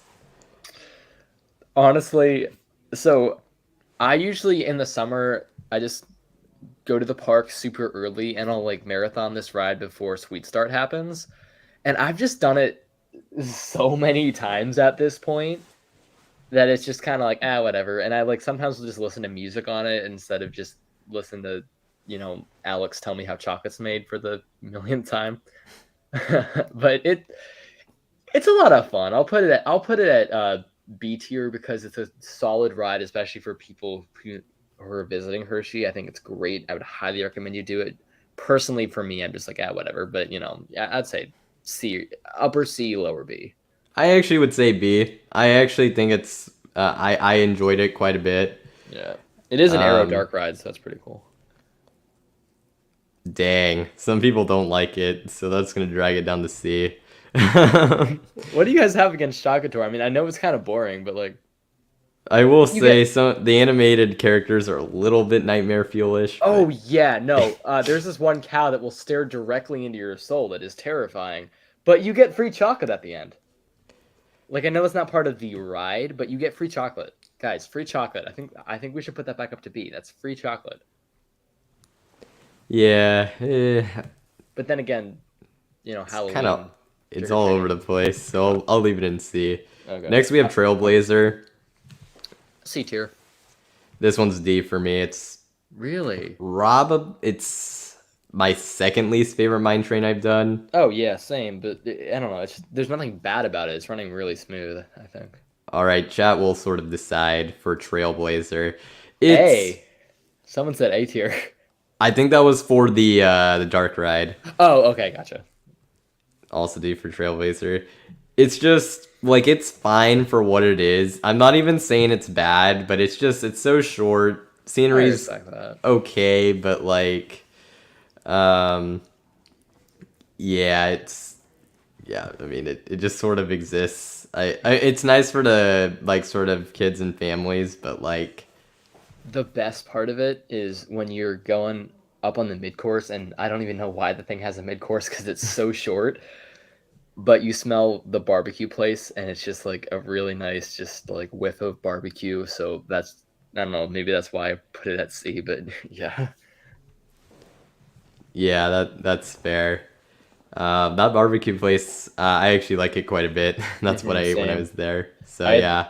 I have the meal plan, and it's included with the meal plan. So I've had too many beef brisket sandwiches this summer. I'll just say it that way.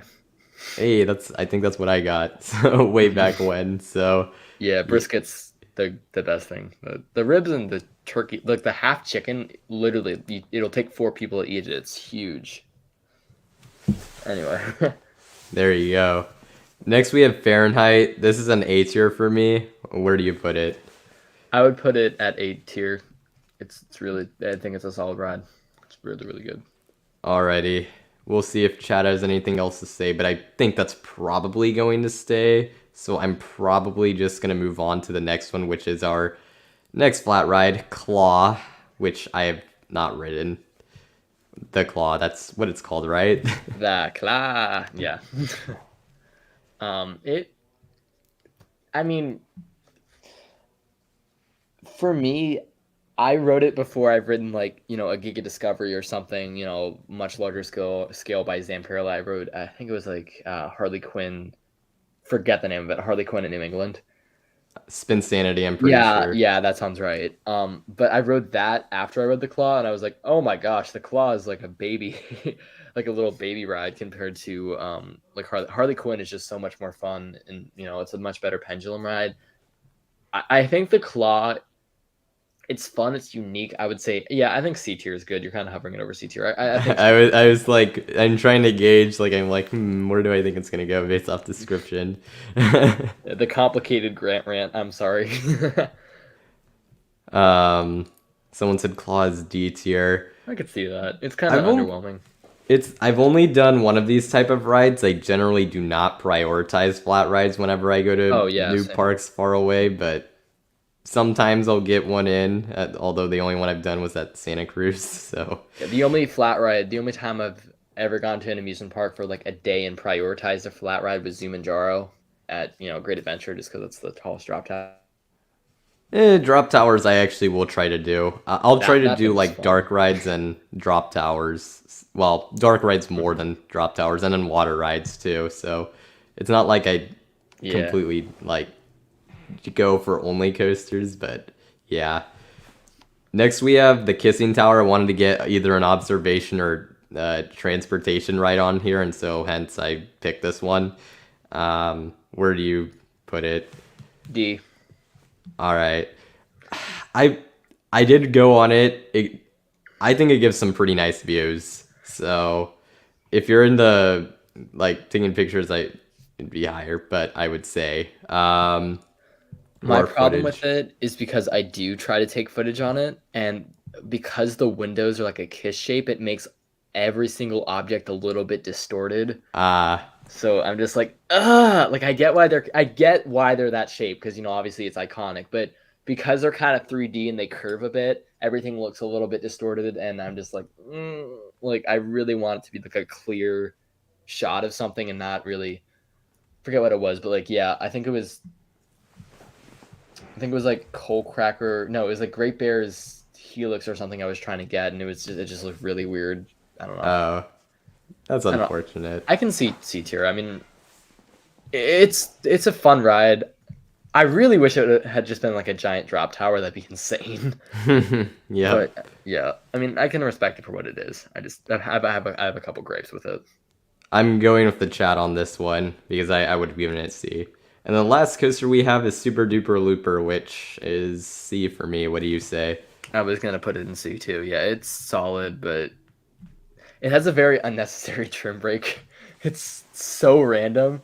It's like you're not even going that fast, and it just like slams you down to 5 miles an hour. It's so weird. Yeah. I don't know. It's fun. It's a good ride, but I don't know. Yep. So there you have it. There's our tier list. I did make it, so if anyone else wants to do this specific one, you can find it. Look up Hersheypark. You'll find it pretty quickly. But there you have it. And that went a little longer than expected. Actually, I don't think the actual tier list did. I think the buy or sell and the news did a little bit. So I think we'll do topics to discuss, and then if that's fine with you, and then we'll probably leave it at that since you have your stream. So yeah, I can probably stay for few more. Yeah, as long. I'd say like 720. I can stream to like 720 or like maybe 725. I just want to make sure like I have a little bit of time to set up my stuff because yeah. All But yeah, right. that should work. I think I don't think I can get through all three of these, but I think I'll ask the first one because it has to do with RMC Wildcat. I kind of have yeah. a loaded question for that, Oh yeah. but wording is probably not great because I didn't have the chance to iron it out. But how did you remain? I guess my question is like, so how did you sort of remain so optimistic about the idea of RMC Wildcat dating back to like the earliest signs of its potential of happening? And what has it been like being a major part of the RMC Wildcat hype train? Like you've been a huge part of it. I think you've certainly driven it quite a bit. So how has that been like? Yeah, that's a great question. It's obviously I'm a little bit obsessed with the topic. I've wanted an RMC at Hersheypark forever, and there's the closest one is probably Twisted Timbers, you know, and that's like 4 or 5 hours away. So when I first started kind of hearing rumor about it, I just got really hyped because all the RMCs I've ridden are just amazing, and I love. RMC is so close to being my number one company. The only reason they're not is just because there's not enough diversity in the portfolio. Intamin, they're my number one because they have like launch coasters. They have, you know, literally you name it, Intamin makes it. It's insane. But RMC is a really amazing company, and I'm so excited for the future of that company, and just to have the thought of having one of like my favorite ride models ever so close to home was just like, man, I gotta cover this. And I mentioned it. A lot of people were like, yeah, right, when the rumor first started. And you know, rightfully so. It was just like a he said, she said type rumor, and the first thing was just like, okay, we saw the chaser lights move from Wildcat to Comet, but you know that can mean anything. And then as the story slowly progressed, I was covering it because I was like, hey, this is interesting. And yeah, like it's kind of just been this evolving story, and I've really enjoyed being able to kind of like I feel almost like a detective, kind of trying to like weed through and kind of figure out like, okay, if E equals MC squared, then that means we're getting a lift truss. But I don't know, it's been a really fun time being able to kind of just figure stuff out and make my guesses on it. There's I'd say the only really big downside with it is just because I've made so many videos on it, some people can get a bit turned off because they're like, okay, kid, shut up. Stop talking about this one random roller coaster. That's been the only real downside to it. And like, you know, I've faced hate comments before. I think everybody has. I don't know if you have, but you know, it's just something that goes it happens to everyone. Yeah. There's been a couple of scenarios, and I'm not going to go into like full detail, but there's been a couple of scenarios that like some people have been like, you need to shut up or something like that. But yeah, I mean, at the end of the day though, it's just like, I don't know. It feels very surreal because, you know, I've probably made over 50 videos on the topic. And now it's opening. So it's just, I don't even really have words to fully describe it. It's just something that I'm really excited about because I'm been very excited to hopefully see an RMC come to the park, and just to finally have that, and just having people react for the most part so positively about, you know, me covering it constantly. And you know, the content was doing well too, so it wasn't just like you know, I had nothing else to talk about. Whenever I would, you know, make an RMC video, it would seem to do pretty well. So, you know, I figured that, hey, this is a topic that my audience is interested in. So that was another reason why I kind of kept doing it a little bit through there. But yeah, that's just, it feels very surreal, you know, to be able to like make all of these videos and just probably spend way too many hours at the desk editing the same thing over and over again.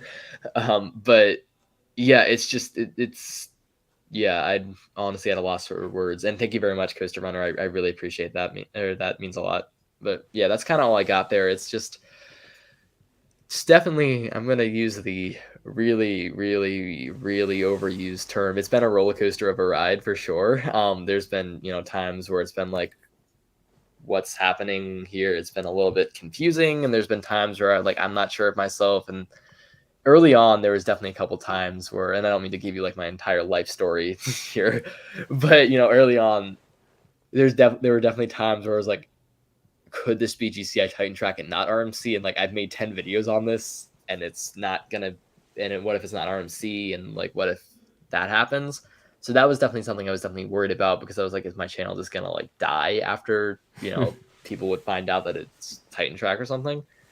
But yeah, I think the more it went on, the more interesting it got, and the more I enjoyed covering it, and the more I think everybody else enjoyed, for the most part, hearing it. So I don't know, it just was just kind of like a fun detective story, piecing everything together, and that was just kind of my favorite part of it. Yeah, I mean, you pretty much, like, as you said, you made a ton of videos on it, and you covered seemingly everything. I've seen like sort of the meme, like a fly or a speck of dust goes on Wildcat, and it's like you're making a video on it. But no, I mean, you did everything, like kind of looked into things, seeing like, whoa, what could it mean? And I think that's cool. I mean, you being a local and everything, I think that's pretty cool. And I think everyone probably, not even just locally, but everyone's like, what the heck's going on here? So, because clearly something was, and clearly I was wrong about what was going on. So, because I was on the Titan Track, sort of bandwagon. I mean, it made sense because, GCI introduces the Titan Track, it's their first coaster, and then we start seeing like markings and stuff happening. It just feels like it would almost be Titan Track, like at first sight, because it's like it's getting rough. Hershey has good relations with GCI, they're a local company. We've seen stuff happening with it. It's got to be Titan Track. But yeah, I mean, I was thinking it was RMC, kind of from the the blue markings, and especially when the photo booth was removed, that was something that I was very interested about. And I was like, if this is just Titan Track, like why would they remove? Anyway, but I'm not going to go back on that giant rant. But if you guys want to see that, the RMC Wildcat saga, I forget what video it was. It might have just been like breaking photo booth gone or whatever. But yeah, that was something very interesting too. But I definitely see what you mean. Like it looked like Titan Track for the longest time. Yeah, and I'll admit I was a little biased. For those of you who haven't been watching the channel, I have done a few interviews with people within the industry, and I did actually do one with the one of the design engineers from Skyline Attractions, who they're a big part of the manufacturing process of the Titan Track. They manufacture it, so I was kind of hoping, I'm like, hey, this would be really cool. They get to Titan Track their original coaster, like that'd be sick. And it's like, oh, that's not happening. It's okay. We all make predictions that are not accurate. I mean, I did get the RMC thing right, but I mean, there's definitely been stuff that I've said that did not happen. Like I was thinking 180 feet, that didn't happen. I was thinking. I mean, I wasn't really thinking as much as just guessing launch to lift hill, but that obviously didn't happen. But also, yeah. I think you got a donation too. Yes, I am going to get to that. Okay. Just wanted to make sure. I just wanted to finish this up before I get to that. Yeah, and sorry that was like a 10-minute rant or something. Yeah, that was like 10 minutes. Sorry. No, you're good. Alrighty. So is that pretty much everything there? Yeah, I think that's all I got. Just all we have now is just for the ride to open. So that'll be awesome. Absolutely. And yes, I did see. I'm going to butcher this. My apologies. Huge thank you for the donation. Avispan Furioso. I'm sorry, I probably butchered it. I did see her chat earlier, so huge thanks to you for doing that. I really appreciate it for sure, and I hope things go better for you this week. So I love the Wildcats Revenge profile pic. I approve. Very nice. Wait, is that really? Yeah, it's like it says Wildcats Revenge. I don't know if you can see it. Ah, okay, that's cool. That's cool. Like that. But yeah, huge thank you for the donation. I really appreciate it. And with that being said, I think that's going to wrap it up. I apologize I kept you on here a little longer than I had expected, Grant, but I really appreciate you coming on. So yeah, thank you for having me. It was definitely a lot of fun coming on. I really appreciate it. Absolutely. And so that's pretty much going to wrap up the stream. Grant, if you have like any last words, now would be the time to say it, and then we'll be on our way. I mean, I don't think I have anything else besides just, stay Hersheypark happy.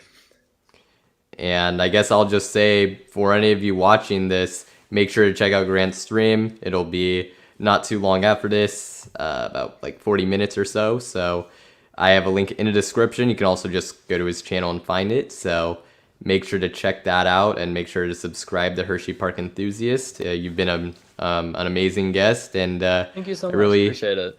I really appreciate you coming on. So thank you so much. No problem. Thank you again for having me. It was honestly a lot of fun. Yep, it always is. It's these streams, I do them less often, but than I used to, but they're really fun to do. So appreciate that, and I appreciate all of you for watching. So with all of that said, thank you guys so much for watching, and I'll see you all next time here on Coaster Hour. See you all.